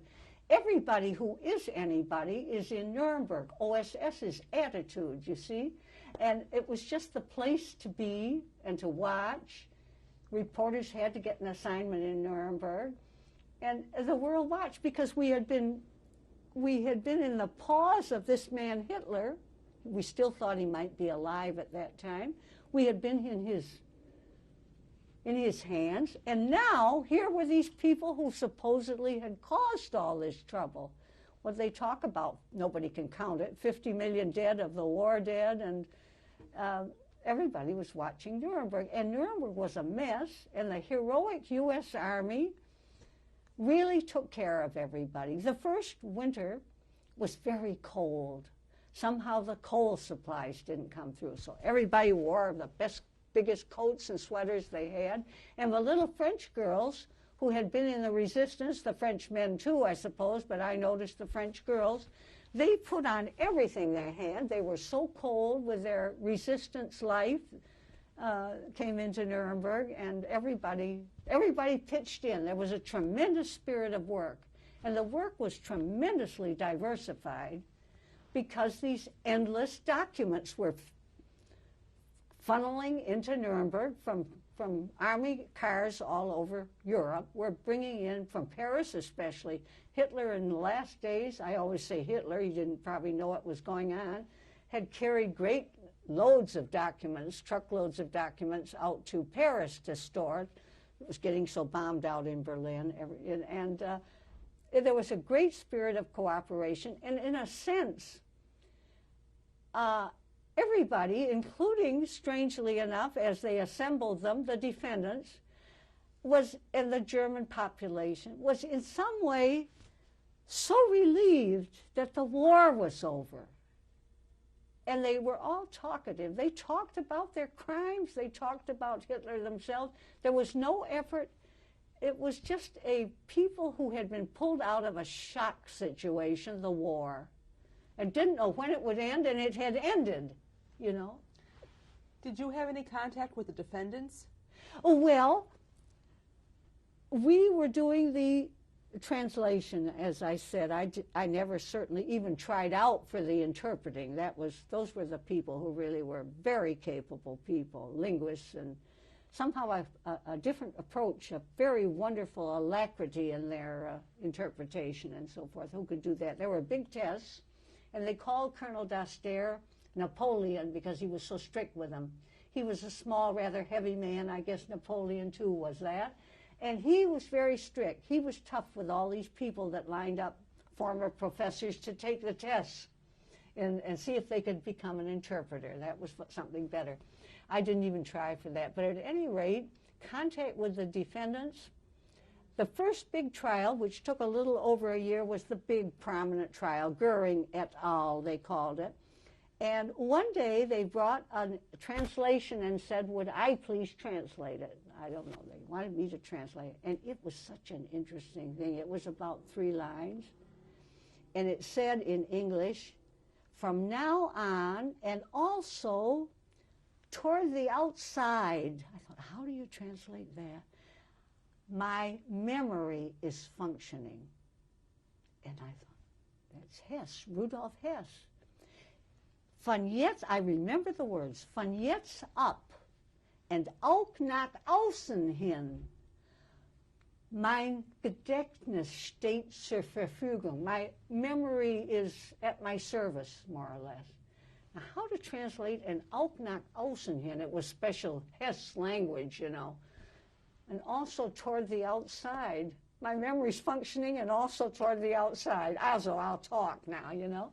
And so I went back to the lady who used to be my supervisor in Washington. I said, Herma, how do you translate that? And she gave me her version. I still didn't like that too well anyhow. I learned a lot of German in the meantime, since I'd been in her employ. And anyway, I translated it and took it to the higher-ups, and they took it still higher up. Nobody said it was Rudolf Hess, but it was pretty clear that it was Rudolf Hess. And the next day it was read in the trial. So that was just like a lottery. This interesting little tidbit was brought to me. I don't know why, but anyway, that's the way it is. and contact with the defendants. I did later in the subsequent proceedings. Those were the 12 trials, also called the Nuremberg trials, that took place after the Goering trial ended in October 1946 and lasted about 3 more years. And there, I worked for Robert Tempner, and he had also been in the big trial. I had only known him as a man, well-known man, that was down at the table, usually with a large group of women, and sometimes with 8 or 9 girls. You know, he didn't mind if they were good-looking. He didn't mind if they were women. His mother had been a woman's actionist, an early fighter for women's rights. And I'd see him at that table. He was kind of conspicuous because he always had 8 or 9 women and Robert Tempner, you know, and took them all on. And later I went to work for him, let's say at the beginning of 1947.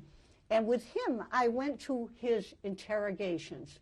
He did a great many interrogations going to the prison, and the defendants or the witnesses that were under arrest would be brought to an interrogation room, and he would interrogate with a secretary present, with me, and you will be interested. I think a rumor went the rounds that I was a psychologist. And as I said nothing, I puzzled them, you know. The secretary, the stenographer there were sometimes 2 or 3 stenographers who were busy, and they couldn't quite figure me out. Once in a while he would ask me something quietly, you know, in English. And I would say something to him, or I would say something to him. And I think the rumor had gone around that I was a psychologist. They frighten people. I don't know whether you know that. It was very funny because I didn't realize this, and I wasn't a psychologist, you know. Who's afraid of a Latin teacher? But anyway, you talk about contact with the defendants.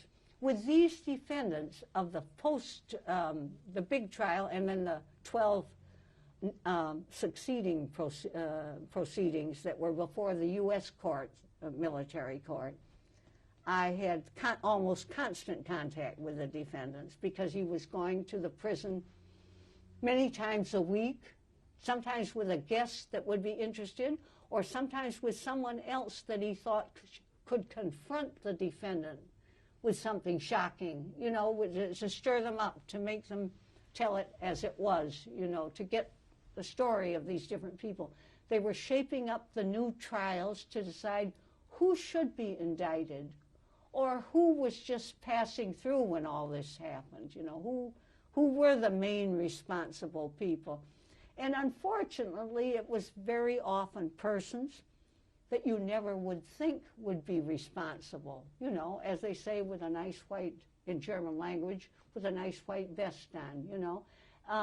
And he was a man of great courage. As the documents told it, he made the indictments. You couldn't quibble with him.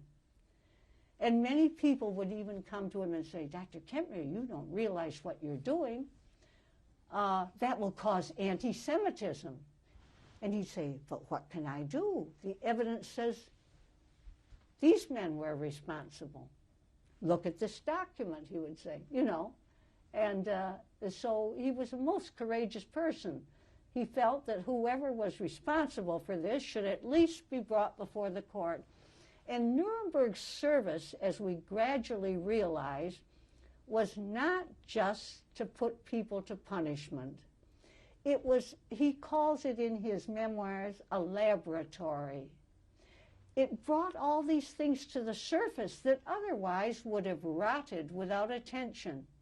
How it happened was his puzzle. How could it happen? These were well-educated persons. These were people of the privileged class.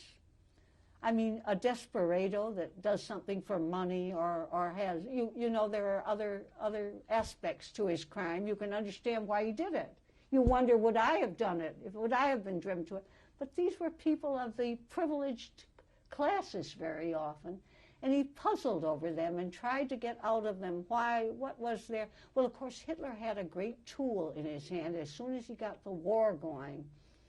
People throughout the world have this feeling, I have to be patriotic. My country is in a state of war, you know. So there were,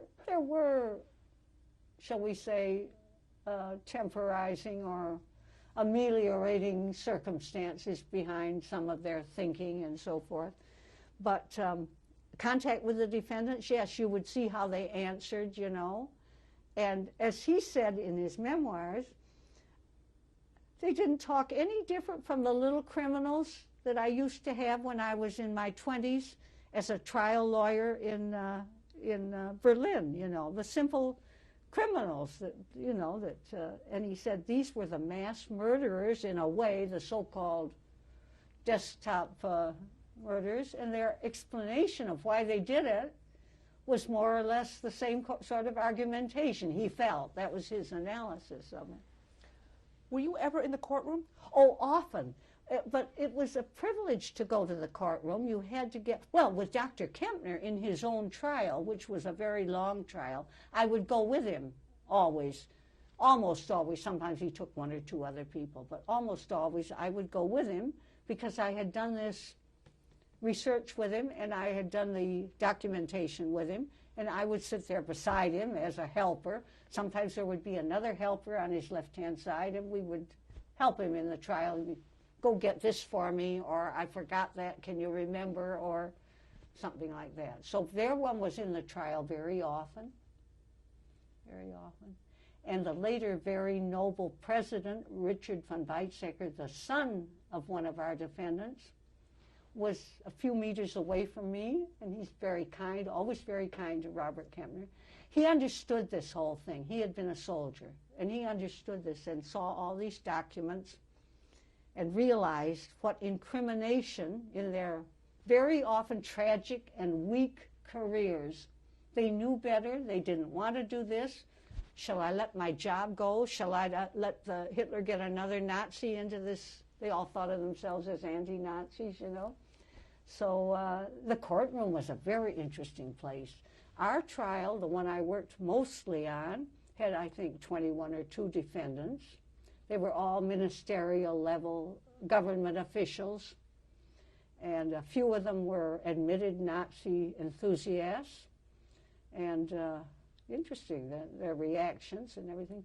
The sentences were very small in these trials, largely very small, and unfortunately, as the Cold War developed, the German protests to protect them caused a lot of commutations or simpling of sentences. But Dr. Kempner was never discouraged about this. He felt, he called it the, what did he call it? The pity, the Gnadenaria. Everybody was calling for pity for these poor men, you know. And they didn't spend very long, most of them. Some of them died, though. It was a very harsh thing for them psychologically in the world press and so forth. And he always felt that Nuremberg's contribution to society was that it showed the documentation of this thing. And it was a warning that crime is crime even if big government employees manipulate it. And he felt that was Nuremberg's prime contribution to law, you know. When you think back to the evidence that you saw,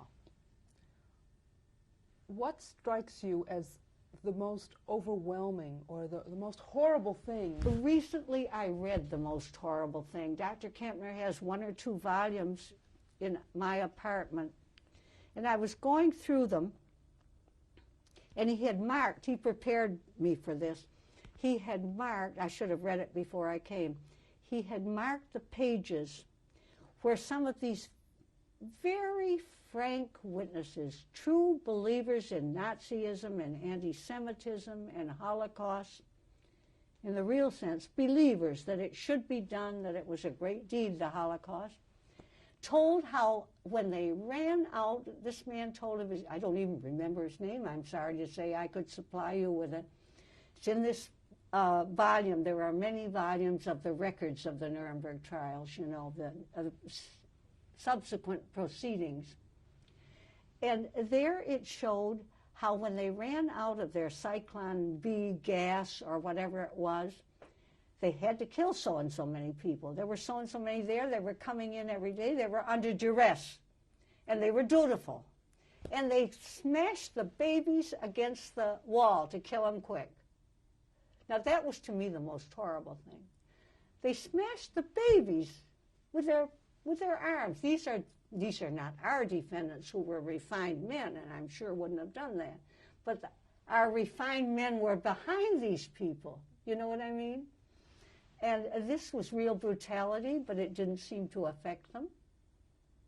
That was their duty. They had run out of their other munitions, and they had to do their quota, and a baby couldn't do any work building a road or anything, you know. And that I found the most shocking thing I ever saw.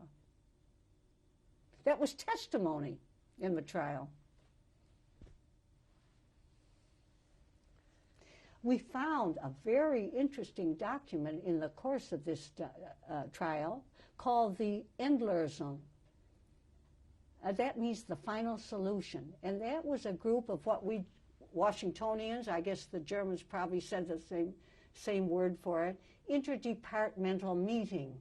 The Justice Department, the Foreign Office, about 14 of these interdepartmental officials, their top dogs, went to a meeting under the auspices of the SS on January 20th, 1942, and had a meeting so that Heydrich, who was given by Goering was not innocent, but didn't do any of this, gave it to Heydrich to do.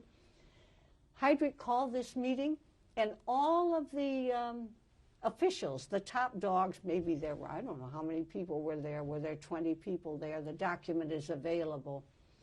And he told them how it was going to be, that they were going to gather all the Jews from throughout Europe, comb through Europe. It's a well-known document by now. It's 15 pages long, and I translated it originally. Dr. Kempner wanted it quickly, and I translated it. And it was hard to translate. It was very rough German. It was strange German, you know. But it told its story. You could see what they projected. And that was the minutes of this meeting, which lasted, I suppose, a couple of hours. And then they had a nice whiskey in a lovely villa in a lovely lake in Berlin area. We went there afterwards. It's now a Holocaust memorial, I believe, one of many. And he told them, all of these people that you think would find it horrifying, you know, 18, 20 people, to go back and tell their agencies, these are the minutes of the meeting, 15 pages long, how it was going to be done. The people were going to be brought over to the east. They thought it was better outside Germany. And there they were to be brought to camps. And those that were strict, as they arrived, since they would be hard to feed them and so forth, though they should be sorted out by very good physicians, which ones could still do some good work, and quickly sorted, and the others right away, they just disburdened themselves of the others, you know. And that was almost unbelievable. And these minutes were distributed in 47 different copies to all the different agencies for their records in their different meetings. And we found one copy, one of the girls who will come to this reunion, an English girl at that time. She married an American and lives near Philadelphia now. Betty Richardson. I guess, I don't know what her married name is. Nuke, I think it might be in UK. But she's here. You could even find her and see how it was to find that documents. She was in Berlin, the outpost Berlin, going through some of the agency files there, the German agency files, and she found this. And she called up and said, this is very startling. This was in spring 1947. The Goering trial was all gone. And here comes the plan, the master plan, how it was planned out and how it was distributed so all the agencies would know it.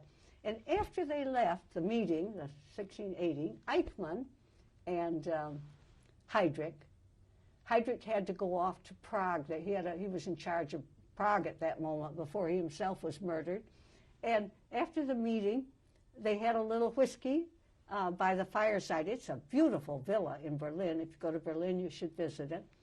And he said, well, now we have even the popes of the civil service are backing us, because there was almost no protest in this meeting, but there were a few protests on funny reasons. That might have been to kind of call them crazy dogs off, you know. one man said, well, wouldn't it be better to wait until the war? They had different, 3 or 4 of them did make a very mild effort to protest. But after the war, when Dr. Kempner was interrogating these people in Nuremberg, he asked all these people if they'd been at that meeting. No, no, I never had anything to do with that. He said, well, what about this? And he said, I don't know why you don't say you were there. You were one of the very few who spoke up against it. But they didn't want to have anything to do with it, you know, and they didn't know it was so beautifully documented. And of course, Eichmann and Heydrich had a very good reason for documenting it. We didn't do it. This whole group of the government did it. You see what I mean? They were, well, on the other hand, there was a kind of boasting in it for the SS, too, even for the government servants. They thought, well, after the war is over, Hitler will start giving out prizes and better jobs. I want to have him see what we did for his cause, you know? So it was true government or let's say human career effort, you know, to show that you have played your part, you know? Well, it's sad because many of them were not that type at all. You just feel without Hitler, you know, they would have been good employees in some other. But it shows how weak we human beings are if you're working for the mighty dollar or the mighty Daymark or something, you know. I want to ask you how you came to work with Dr. Kempner. How did I come to work for Dr. Kempner? Well, everyone knew Dr. Kempner. And Nuremberg as what do you want to call it, an establishment, was in a constant state of flux. A trial would end, another would start.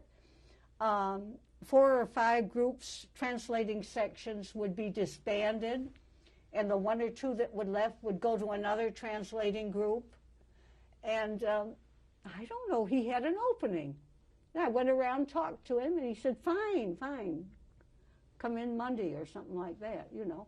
We moved, we were kind of mobile. We moved somehow from job to job, and I had the great good fortune of moving into something that turned out to be very, very critical and interesting, you know. Can you tell me about Dr. Kempner? Dr. Kempner, his life was Nuremberg. And I have the good fortune that a book, a short book, an excerpt from his Trial Prosecutor of an Epoch is his German memoirs. And these were a series of interviews, you might say with the questions taken out, about his life, which was a very interesting life. And I took a section of a little over 100 pages and have the good fortune to have an English book coming out, a little book, not intended for sale, but for the family and maybe for some of the prosecutors that knew him and don't have his German language book because we're in America after all. And in his book, he tells what Nuremberg meant to him. And if you look at it, he lived Nuremberg. Before we heard of Nuremberg, before Hitler came to power, he was fighting Nazism. Nazism didn't just come from today to tomorrow, but developed, got its grip on different localities, different voting areas. And he was fighting at that time. He was in Berlin in the employ of the Interior Ministry and the Justice Ministry of the pre-Hitler government, the Weimar Republic. And he failed in his effort to get Hitler prosecuted and kicked out of the country as a dangerous foreigner. Hitler was an Austrian to begin with, you know. And he failed in that, and as Hitler came in, he's riding along with his dear mother, the bacteriologist. She rode in with him to work to Berlin every day and starts crying as she sees all the swastikas and says, now the pogroms will come to us. His mother felt it coming. And it was terribly hard for her. Her other son, had already gone to America. He was a physician, and he had all of these German employees. Hitler fired them the day he got in, more or less, and they couldn't work any longer as doctors in government employ, as lawyers, as judges, or private lawyers even, excepting they would take on a Jewish case. They were still allowed to do that. But, I mean, it's a tiny minority in Germany, and they're trying to get out as fast as they can. But as Hitler came in, he joined with a former judge who had lost his job, and they made a kind of advisory office for Jews who wanted to get out of Germany, to try to show them the ropes, to study the ropes themselves. Where can I take a little money out? There were different regulations if you were leaving the country. And he and his partner, now dead, Aschner, for 2 years did this. That was allowed. They were doing a service for Jewish people. And in March 12, 1935, they're getting along fairly well. Hitler is all over the place, getting worse every day. But they're getting their people out. And on March 12th, the Gestapo came early in the morning and took him away from his home in the suburbs of Berlin. And they took him to a horrible camp or SS torture palace in Berlin. And he was reported dead in the Dutch newspapers. His name had been found in a journalist that they had declared war on. The journalist was living in France. And in the diary, they had kidnapped this journalist who had visited Basel and been kidnapped across the border into Germany. And looking into his notice book, his little diary, they saw Robert Kempner and his partner also. And they arrested them immediately. And Dr. Kempner didn't know what the charge was against him, you know. Do you know a certain sowieso? That was this German journalist that they had gotten the notebook or the thing out. And this got to be an international dispute between Switzerland, praise heaven, there's a Switzerland, between Switzerland and the German government. And Hitler said, that's too hot to hold. Let those men out of prison. Because Switzerland was going to go to the international governments and appeal this case. How could a person be kidnapped on the streets of Basel and taken to Germany and put in the... So they wanted the whole thing quashed, no trial. Switzerland brought so much pressure to bear on the German government that they quashed the whole thing, and they let Dr. Kempner out, but he had no more appetite to stay on in business, and very shortly after that, he went to Florence, Italy. He went to Florence, Italy in order to have a school there for German children, Jewish children that couldn't go to German school. And that was the period of his life there. We have to pause here to change tape. Today is March 20th, 1996. We left off with Dr. Kempner in Italy. Can you pick up the story for me, please? Yes. How we got to Italy is perhaps one of the most interesting parts. He decided, I've got to get out of here. It was pretty clear. He never went home again to sleep. He was afraid. He went off with Ruth Kempner and her mother somewhere in the difficult parts of Berlin and never came back really to enjoy his mother's home there, his childhood home. And what did he do? He decided, I absolutely have to get out of the country as soon as I can, but how can I get out? I have no passport. You had to have a passport to get out. And his had expired. So he went down to the local police in this town where he lived, and the policeman liked him so well because he had helped the son of the policeman, always helpful, Dr. Kempner, and it helped him sometimes, had helped the son to get into the police force. He says, I'm so grateful to you, Dr. Kempner. I'll put your stamp in your passport. And then he had to Italy you could get a little bit of foreign currency. That was one exception. With Mussolini, you could take a little money. And he wanted to fly out. He had a passport now. And went to the airport and said, when's the next flight to Italy? And they said, yes, Rudi Hess's father is flying out this afternoon. There's some room on the plane still. It's going to Vienna. And from there, you'll have to make other arrangements to Italy, you know. So he flew out of Germany with Rudi Hess's father, who was a man in business in Egypt, was on his way back to, and he found that very ironic, you know, if they'd known who the fellow passenger was, you know. But anyway, he climbed onto the plane, and his wife went by his wife and her mother went by another way, went by train to Florence. And got to Florence and in Italy and picked her up. He's joining this school, which this old Berlin friend has asked him to be a partner in. And there his little son is already as a student. The grandmother, Dr. Kempner's mother, had arranged for him to be there as a little German boy German-Jewish boy who couldn't go to a German school. So there they are together, and the school lasted for quite a while, 2 years for those times, but Hitler was getting more and more power over Mussolini. Mussolini really had no great anti-Semitism, although many people think so. It isn't true, because one of his biggest cohorts had helped them found this school. He told Dr. Kempner's partner, "You're not going back to Germany. You can't do it. Make a little school here. I'll help you." And they founded this school more or less under the auspices of the Mussolini government, and they had very little trouble and enjoyed that school. But suddenly Hitler came to visit his friend Mussolini, and they were put in jail. All of them. The old mother-in-law was put in the jail there. The jails in Italy were run by nuns. And Ruth, who loved her mother, was a real mother's girl.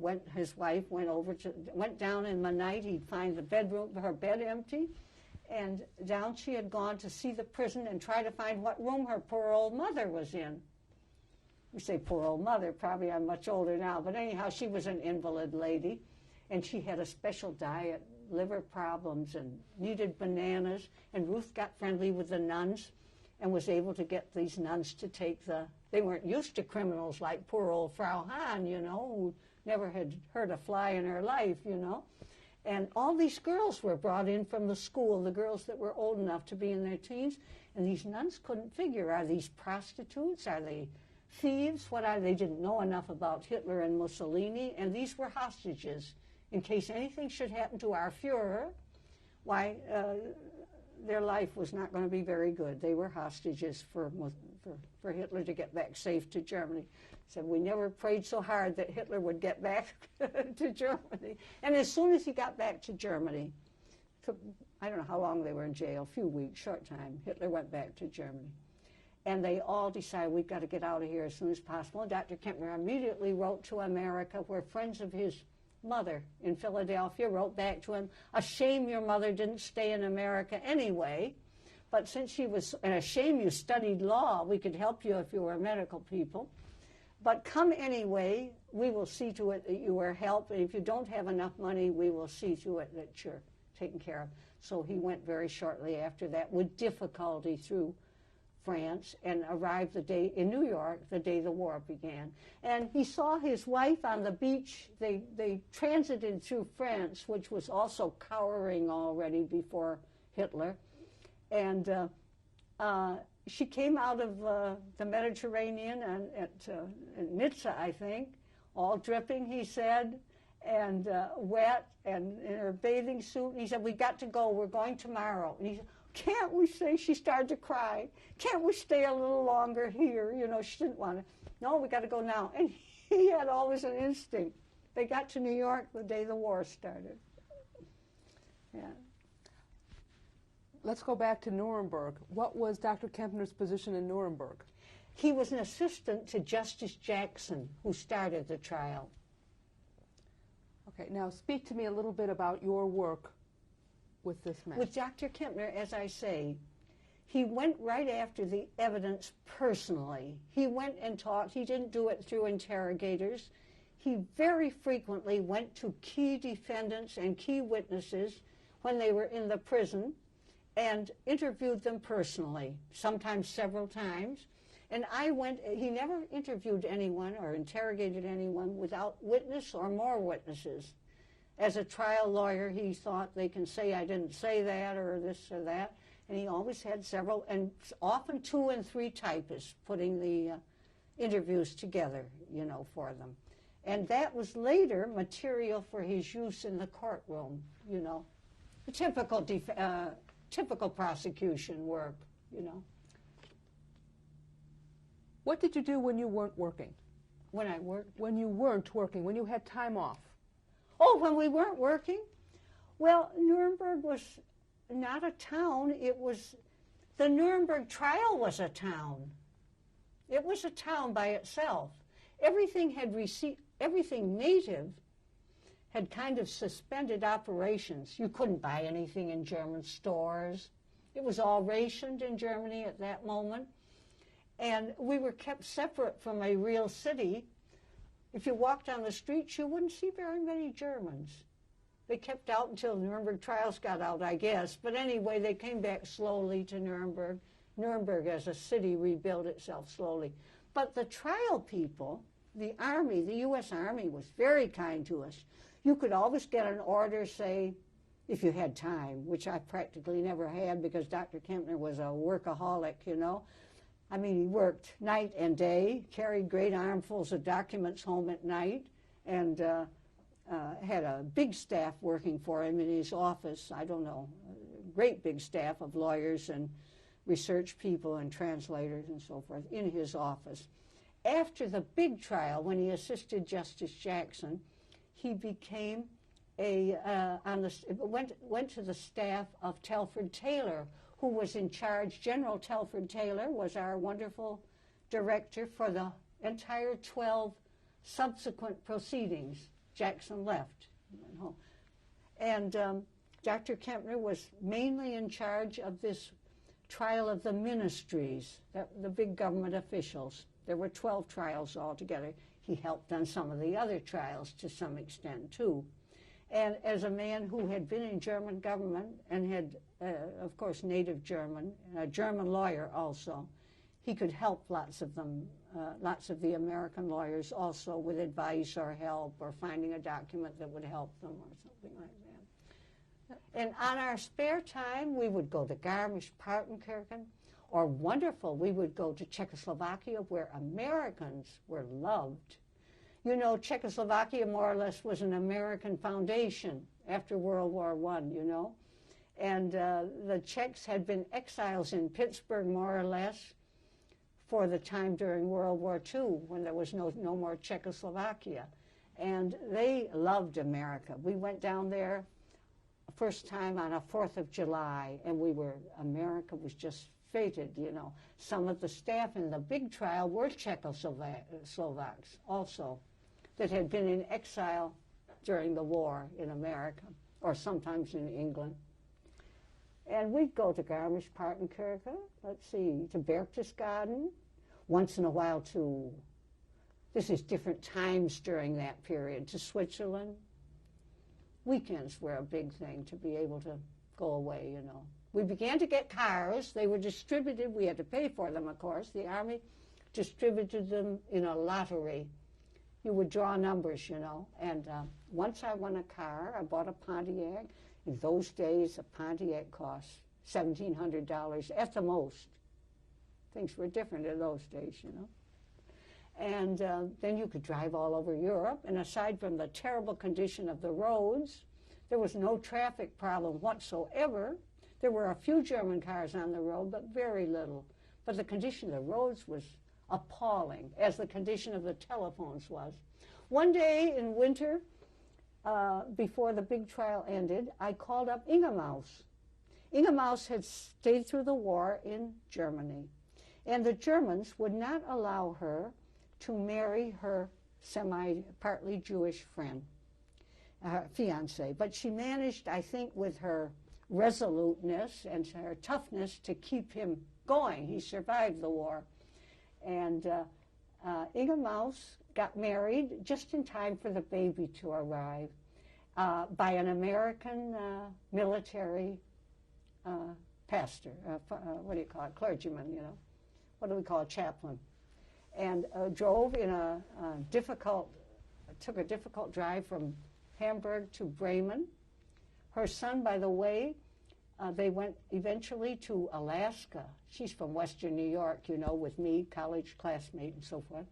And she became a very excellent German language professor for Western New York, did TV presentations, very successful teaching career. She finally got her teaching job.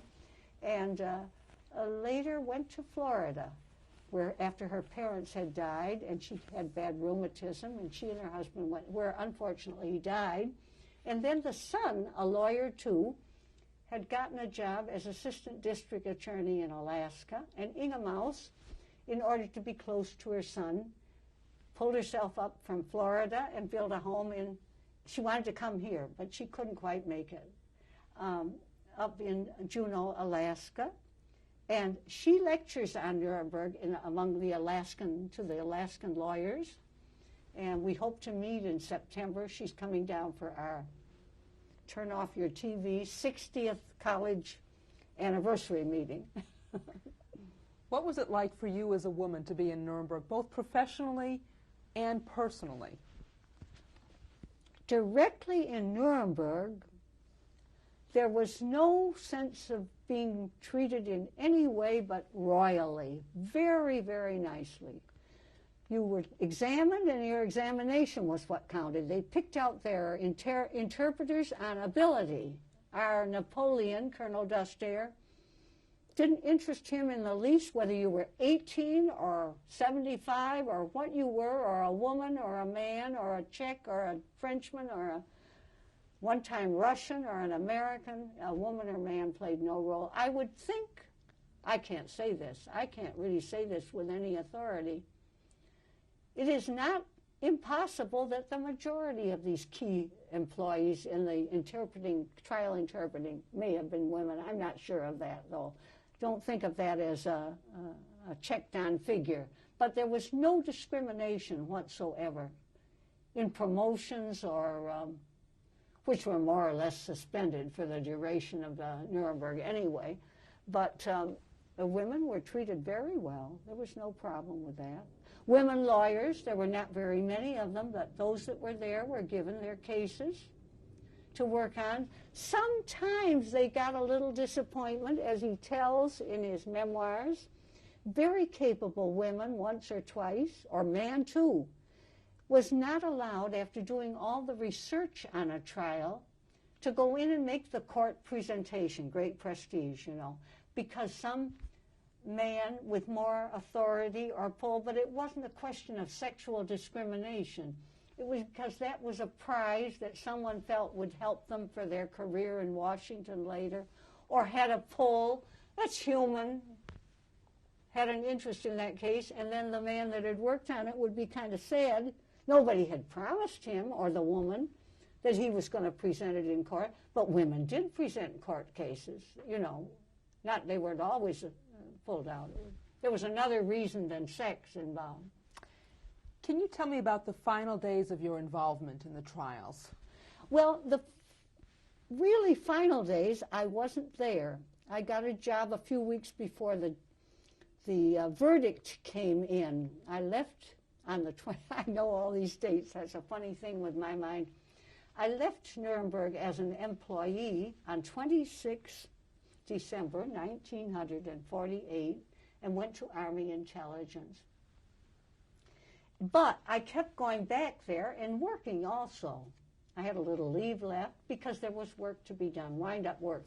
There was not much work for not many people, but there still were things that had to be polished up, and Dr. Kempner made it a personal project to take the responsibility for getting a lot of the documents saved and seeing that most of them went to the German document archives that were just being established at that time. There were later trials by German courts, and they would need all that evidence. There were a lot more criminals around, and there were many, many trials afterwards in which he also participated as a member of the German bar.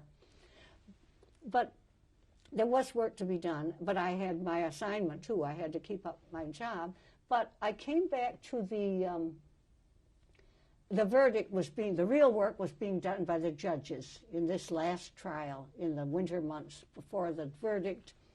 The 14th of April, 1949, was the final judgment. It took a couple days in Nuremberg, and I went down to the final judgment. And that was interesting. All the court lawyers gathered together. General Taylor had them all gathered together. And then again, the press came in en masse. It was a finale for the Project Nuremberg trials, you know. And everybody who could get there went back to see it. Here. Lasted a couple days. What was your new job?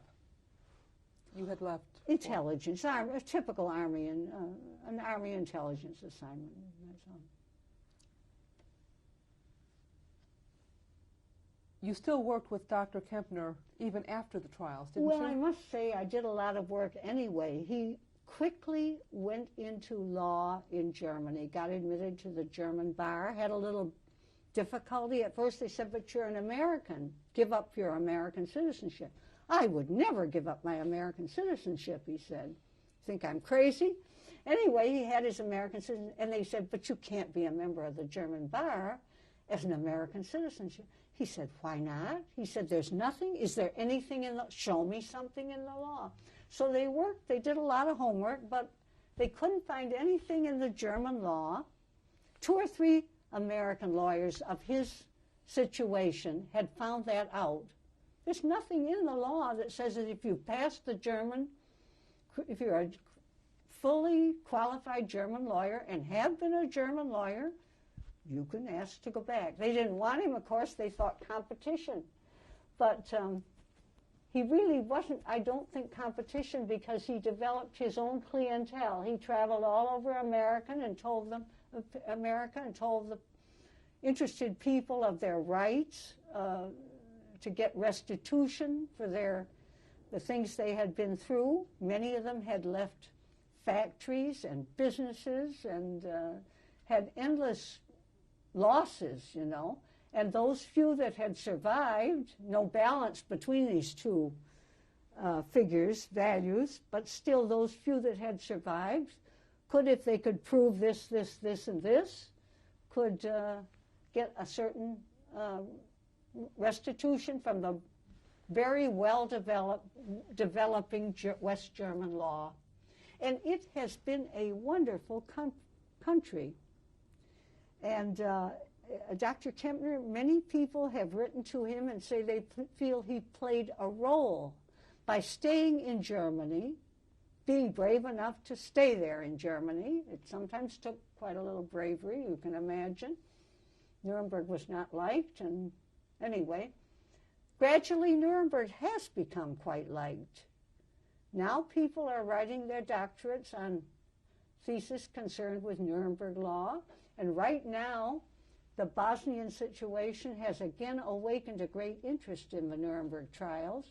And also the Germans have really, one must have great appreciation and sympathy and admiration for the really wonderful political figures who have surfaced since 1949, when the West German Democratic Republic was organized. They've had now, I believe it's now their 6th president, and he is a wonderful man. A really wonderful man. He is a former judge who reluctantly gave up his judgeship and went to the difficult job of being president, Roman Herzog. And his speeches are world known at Auschwitz recently on the 50th anniversary. He made probably the most eloquent speech that's ever been made when he said, I am now at Auschwitz. I'm just talking freely. I don't know it's not an accurate presentation of his brief speech. He said, and the only speech I can make in Auschwitz is silence. We must be silent when we contemplate Auschwitz. And I think that it just, the people were crying. People from all over the world were there at that 50th anniversary. And he meant that so seriously. And he's not the only one. The presidents of Germany that preceded him, Richard von Weizsäcker's wonderful speech on, I think it was May 8, 1985, impressed the entire world, you know, when he said, we must contemplate this, more or less, we must contemplate this terrible Auschwitz problem and Holocaust problem. We must think about it. We must all be aware of it. He made a similar speech after seeing, what is his name, Spielberg's wonderful movie. Schindler's List. When he saw that movie, it was at the opening, you know, in Frankfurt. And the press, of course, right away, what is your comment? He said, there is almost no comment you can make. He said, when you see that picture, we must all think very much and constantly. We cannot forget Auschwitz. And so they have been really wonderful political figures and have led the nation in a wonderful way. And I want to say, as a person spending much of my time in the last years in Germany, the German people all feel very badly about this. It only gradually comes upon them in its completeness. You know what I mean? They begin to realize, I mean, pushed it away from them after the war and went to work like mad, building up a new country from nothing. And more or less, don't bother us, we're working to rebuild a good Germany. But now they start writing about it, talking about it, and the German media work is marvelous that they do, the research they do into these things. And we find out that not only Germany, but many parts of Europe collaborated to some extent, and not too unwillingly with Hitler. It was more convenient. They didn't protest very much, you know. And so I think everyone has to feel a little bit with Germany. And you, in your field, now, they're feeling it so much. You know, they worry about it, and they occupy themselves so much with it. And you, in your particular assignment, would probably be interested to know that two men who recently got a prize, a Dr. Littell, living near Philadelphia, who has done a lot of helpful work, humane work for Germany after the war, was given an award. And also a man from Israel, a very devout Jewish person from Israel who has done a great deal of research on war crimes and the Holocaust, were each awarded the so-called Buber Rosenzweig Prize. That's for good work on Christian-Jewish understanding of each other. And they got this award, and they made a few Sundays ago, they made their thank you speeches in Freiburg, where they were given these prizes. And Dr. Littell said, Germany, at first you couldn't deal with them. They didn't believe any of this. They didn't believe it all. I think Nuremberg helped them to believe it with careful, assiduous documentation and publicity, you know. And gradually they believe it. And at that time, he was trying to befriend them with food packages and lectures and exchanges, arranging exchanges with Quakers. And he said, I hope that soon German universities, too, can start having professor for Holocaust studies. And of course, that would be quite a step forward. I was quite surprised to hear this, you know. It struck me a little bit amazing, you know. But he said that, and the whole German TV audience heard it, and it's an idea. Probably they, too. American universities, my own little college has a professor now who spends quite a time. He's the Holocaust studies professor. Even my little Catholic college there has that. So, I mean, it's spreading throughout the U.S., and perhaps it is an export product, strangely enough, from America to Germany. At least he said that in his speech. And it's very interesting. The other man from Israel published an enormous book, only in German. He collected all the Nazi laws against the Jews. And they include such things, they went right chronologically from the time Hitler came in. As things developed, then came the law or the party regulation. He makes no distinction. Chronologically, he quoted, a Jew may not have a canary bird. And of course, a Jew cannot visit a theater. And all these things, step by step, you know. And he has this 1,000-page book of all these laws and regulations chronologically. With German help, he put this book together, this man from Israel. And Dr. Kemner wrote the foreword to it. And the foreword, the first paragraph of the foreword, unfortunately I don't know it by heart, it includes how the Jews were treated in Germany. The rest of the book has no text. It has only this research on the regulations. And the foreword of several pages was written by Robert Kempner.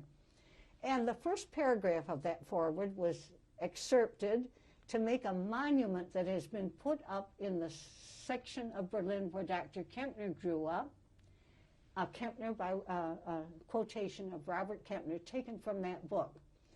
The Jew was, I don't know, all the step-by-step things, maybe 5 or 6 lines, on stone, engraved on stone, and the names, I'm not sure, was it over 1,700 Jews of that area who were extradited or taken out of Berlin, of that section of Berlin where he grew up.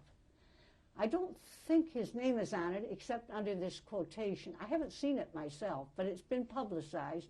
It's a great big monument in stone, black stone, enormous monument with all the names of all the residents and their addresses. And I don't know whether it's the date of birth or the date of death of the people of that area. And what do you think, all those addresses, how the people at those addresses like that? You know, there was a lot of protest until the Berlin building minister put that up. You know, that it's an interesting monument. The canary fogel is in it, the canary bird. A Jew could not own a canary bird.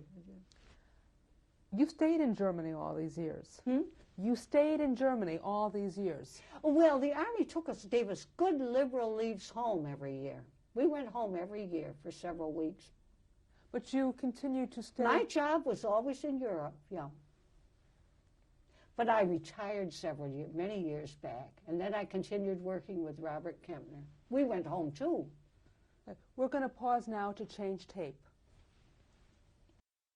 6, and we're interviewing Jane Lester. I'd like to know what you've been doing in the years since. Well, I was an U.S. Army employee, and always employed in Europe, primarily in the Frankfurt area, until I retired. And but we went home frequently on TDY or for home leave, and so we weren't expected to lose touch with America. You know, we were an American enclave, you might say, in a camp behind barbed wire doing our work in Germany, going on temporary duty here, there, traveling. And after I retired, I had always, in my private life, I had always helped Dr. Kempner as much as I could, not so much with his law practice as what he did as his passion in life, namely participating, encouraging, working with the war crimes trials run by the German government, of which there were very many. Nuremberg didn't encompass the war criminals. And these trials took place, 10 or 12 of them. They are all reported very interestingly in his memoirs, and they meant traveling to wherever the trial was, and they meant interrogate. He took on a role. He was not a German, but he took on a role. He was a naturalized American and a member of the German bar, called Nebenkläger, which doesn't really exist in American law. He was not employed by the German government, but he was allowed to participate as the lawyer of somebody who had been damaged by that war criminal. So it would be some Israeli family, or in the case of Edith Stein and Anna Frank, relatives of those two had been damaged by the 3 war criminals that were tried in Munich for their war crimes in Holland, in killing. He wrote a book about that, Anna Frank, and Edith Stein and Anna Frank, 2 of 100,000.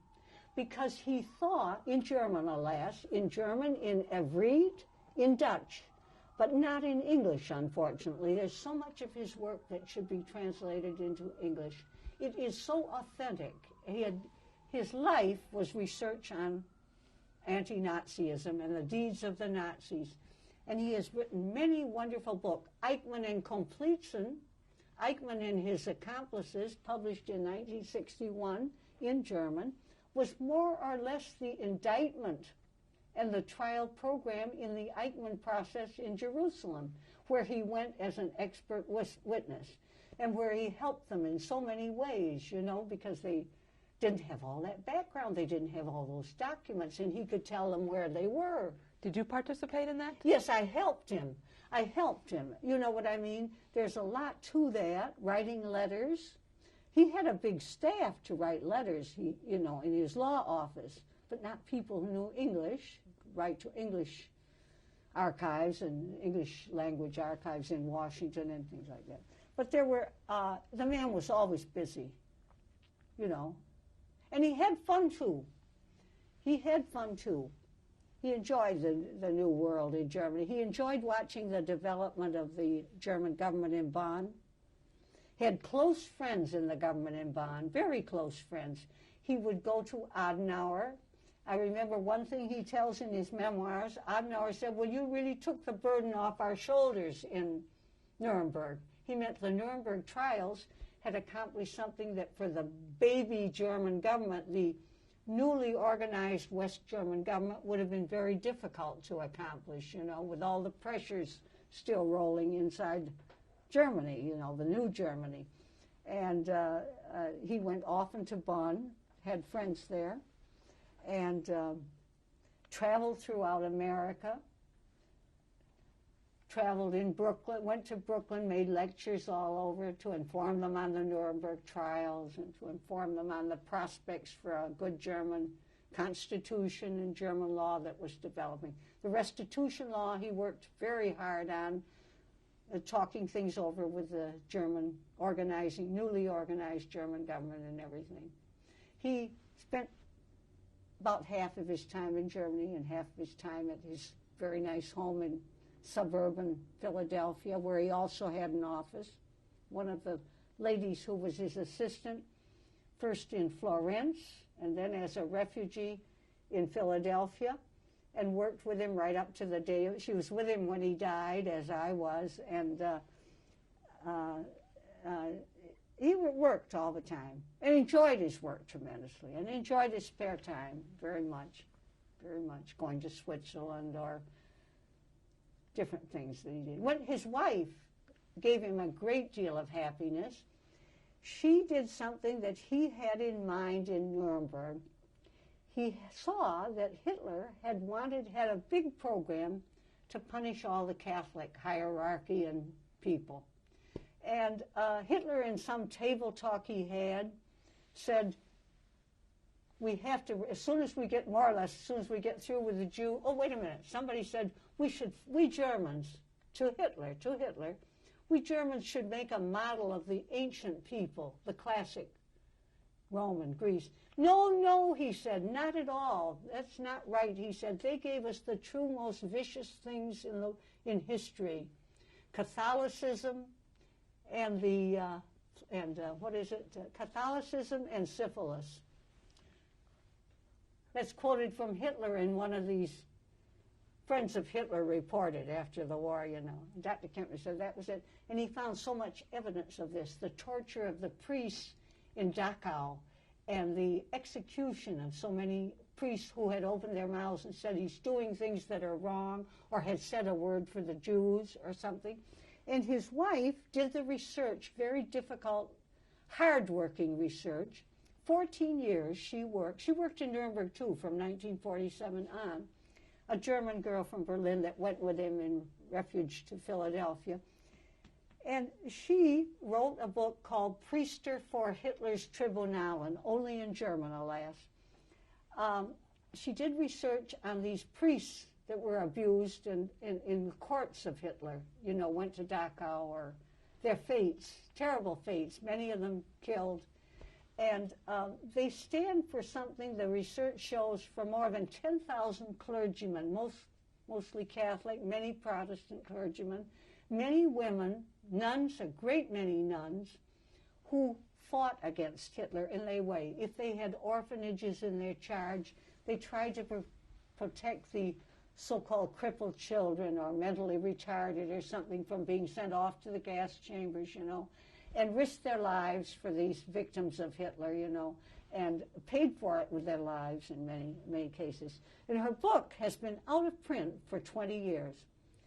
And we have the great good fortune that we are going to have this book. The publisher has been persuaded to republish that book so that it will be available probably the end of May, only in German. It should be in English, of course, but also, it should also be in English. She went through all the court records of when these poor people were tried, you know, these trials in Nazi Germany, and their terrible sentences, and what their lawyers did or didn't do. That many lawyers were very brave and tried to defend them, you know. And many of their crimes were not much worse than saying, well, certainly you realize to their congregation, we're not going to win that war, you know, as the place was all bombed out all around them, you know. Then they'd be executed for that or sent to a concentration camp or something. So she went through all that research, and now it's going to be republished. The Pope is coming. That was one of our arguments. He's coming here the end of June to visit Germany and to make into some sort of a sanctifying, how they make a saint and proclaim as a soon-to-be saint or something. One of the priests who is in her books, a Berlin clergyman, Dompropst Lichtenberg, who was really fantastically brave, the things he spoke up about to the congregation, and they're reported. The Gestapo sits there and makes notes of it. He's in, next day he's in court, the next day he's in concentration camp, you know. He died on the way to the concentration camp. That was always a phrase that meant they executed him, you know. When you look back to the Nuremberg trials, what to your mind was the biggest success, or what to your mind was the biggest failure of the trials? Well, I lived in the shadow of this very good mind and specialized mind, you know. Probably I have the same opinion.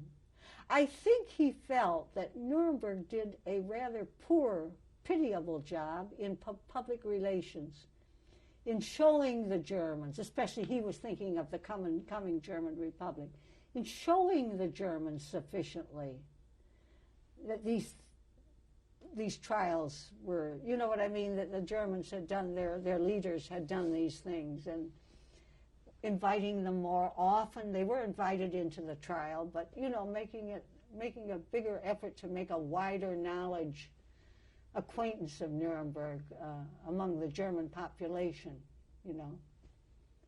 But of course, we were not so well equipped. We didn't have so many people who had lived in Germany there, you know, and what would be the failure? I don't know.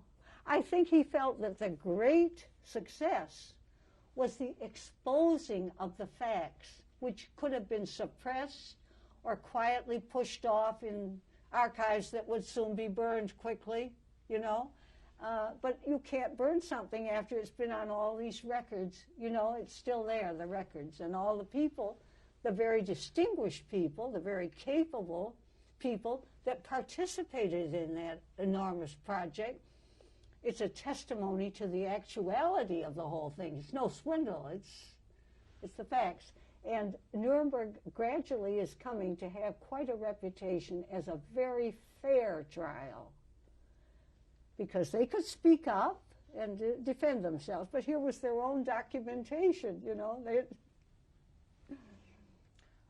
I'd like to get clarification on a point.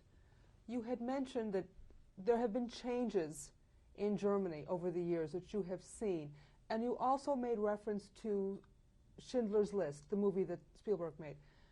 Have the changes come faster since that film has come out, or is that irrelevant? That film made a big impression. I would say it is a cascade of development since but the thing was gradually developing.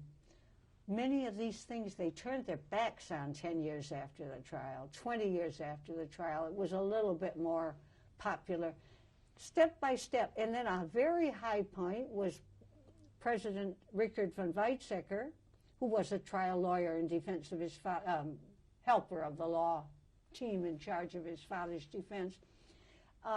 He pulled the country forward in a great and much disputed very brave and fine his speech in 1985 when he called upon the country to be careful and remember carefully the Holocaust and think about it. You know, I mean, it was a most unusual leadership and took a lot of civil courage to speak up and to make a sermon to the country. And it was greatly acclaimed and by large segments of the German population recognized for what it was. The Germans have many very wonderful people, but under Hitler they seem to be just so suppressed.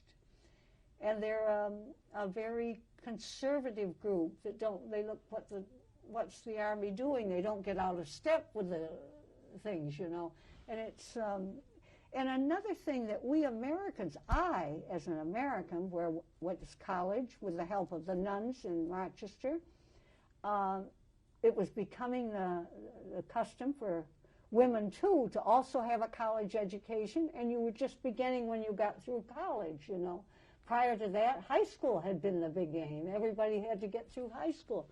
But in Germany, I noticed in Nazi Germany when I was here, the famous German education, what is it?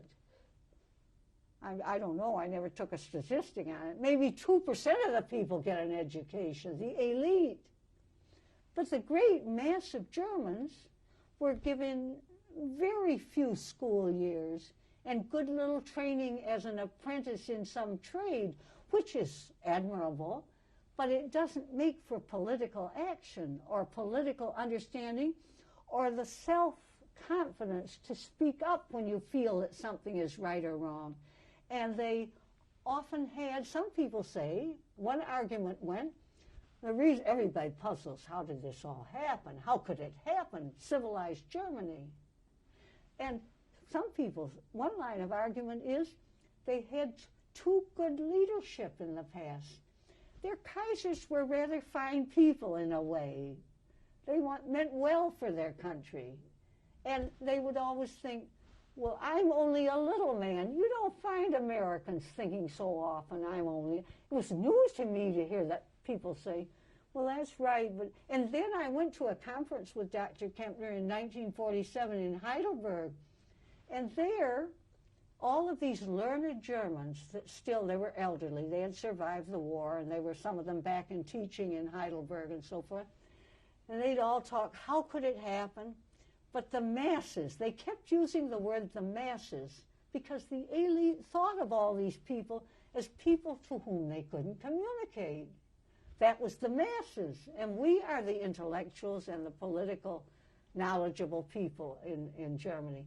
But now, with the help of Coca-Cola, the American exporting of the American educational system, which also benefited greatly from the refugees from Hitler Germany, our colleges and universities.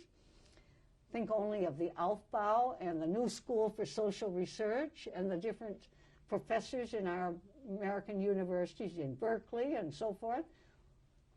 They brought it from Germany, and after the war back came many of these professors temporarily for brief courses or even to resettle in Germany.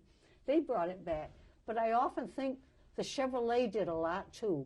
The people didn't think of themselves as I'm just a little man when they had a diploma, you know.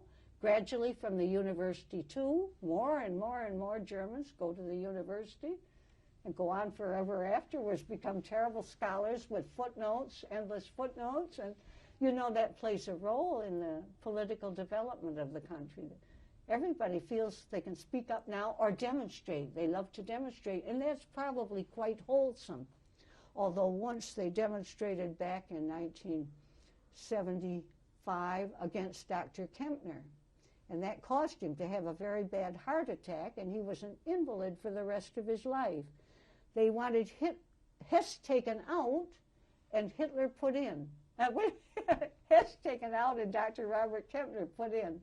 And they demonstrated against Robert Kempner and also against Bundeskanzler Kohl, who at that time was a minister president in one of the Länder in Germany, in Mainz.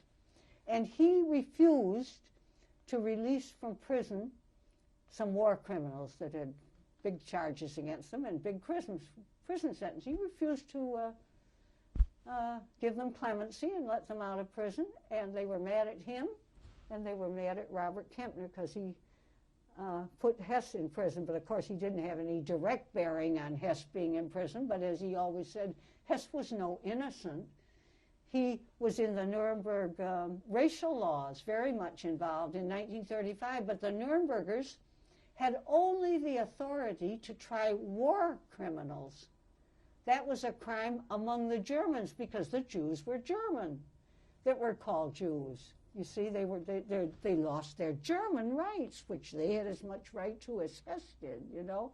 But these racial laws took their whole citizenship away from them.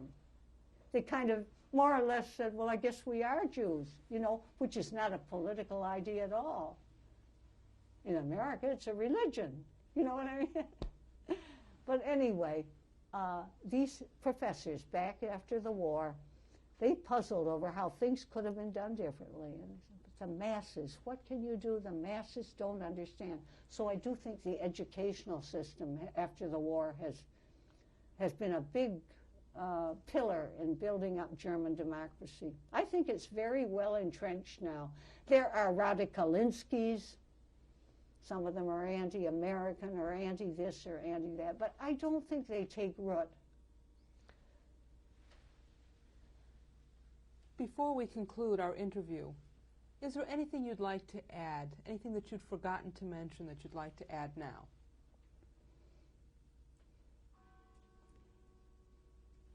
Well, this role that Dr. Kempner played was called, the name they used was Nebenkläger. It means an adjunct prosecutor. It didn't have a status of government employee as a prosecutor is, and it didn't have a status of a private lawyer for Mr. X or Y who needs a lawyer to defend him, you know, or prosecute or litigate against someone.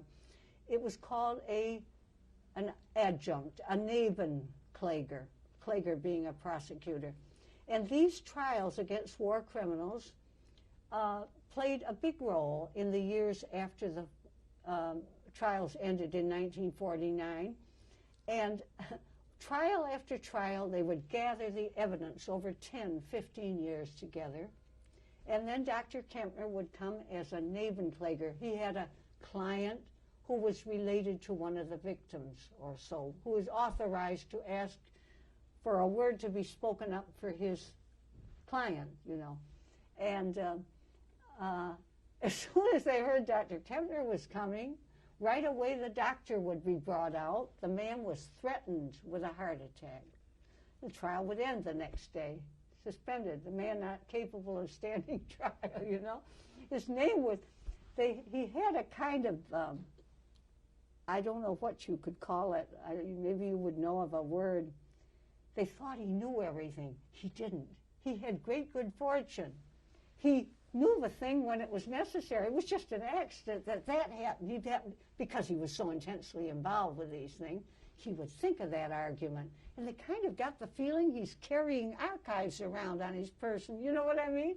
And it just happened. He had that atmosphere around them for the clients. They dreaded to see him come into the courtroom, you know. It was, and they got a little weaker. They thought, we'll lose this. We better try to plead sick, which seems to be a wonderful plea. Maybe all over the world, I don't know. If you're too sick to stand trial, you know, maybe the trial ends, I don't know.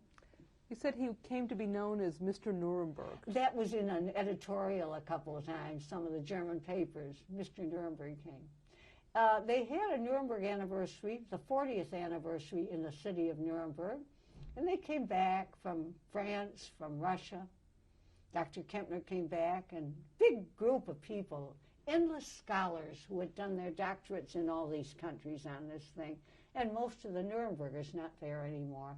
And he got up and he started his speech. He said, I feel very lonesome. I see in this big audience only one man that I ever saw in Nuremberg, and that was a Professor Fried, who I don't think he's alive now, I'm not sure, but he's a very old man, and he was there. And I feel very lonesome in this trial. There are only scholars that have been studying Nuremberg here. And we were in Nuremberg then. And Nuremberg had changed, as you can imagine. The walls were on Nuremberg again. It wasn't all the exposed bathtubs and bombed out houses and so forth. But the city was very nice. I would like to thank you very much for Thank speaking you. with us today. Will you let me tell about my hobby, right? Yes, we'll have I you- did. No, this book is not in English as yet, but I hope it soon will be. It's a very good biography. We'll show it in 1 minute. This book is unusual. It's the memoirs of Robert Kempner, published in 1983. It was done in an unusual way. It was a series of interviews by a young reporter of Dr. Kempner, and he had these interviews taped by the publishing office, and the tape was typed into a typescript and was never changed. It's just, so to speak, the raw series of lectures of Robert Kempner on his life, which spanned almost the century. He was born a few weeks before the new century, 1900, began. This is a copy of a marvelous book that a great German statesman had prepared to congratulate Robert Kempner on his 90th birthday.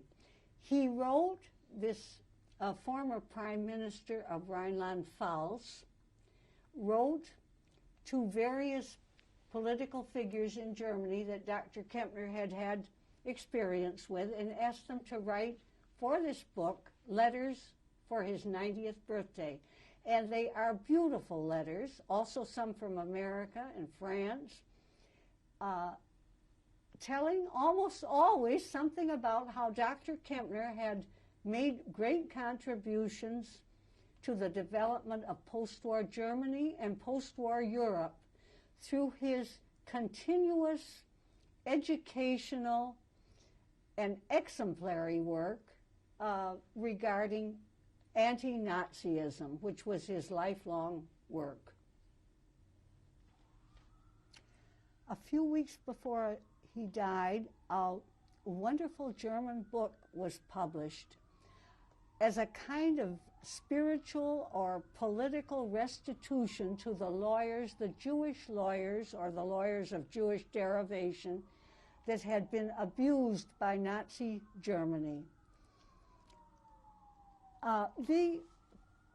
These lawyers had played a great role in German law history, but had been taken off the law shelves and thrown out of their work by Nazi Germany. And they cover the first Supreme Court justice of Germany back in the 1870s, and the last one in the book is Robert Kempner. There were about 50 lawyers who were reviewed in this book, and it was a work of many years' effort done by present-day German lawyers, and presented to Dr. Kempner shortly before he died.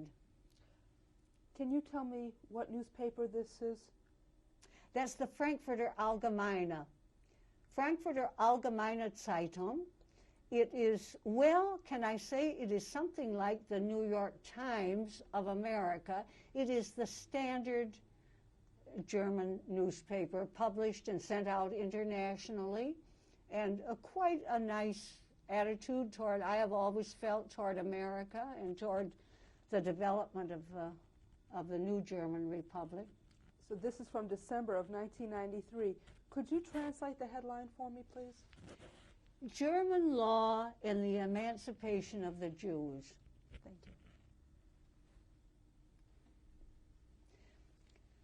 you. Eternal vigilance is the price of liberty is the name, often quoted by Dr. Kempner, is the name given a big exhibition that travels these days around through German cities, staying each time several weeks in a location, and tells the story of his life.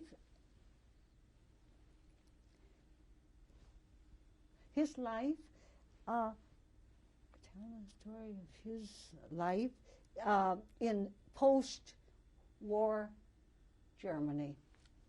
Thank you. This lovely picture is Robert Kempner with his grandson, Robert II, when he was 4 or 5 years old, enjoying his little pipe.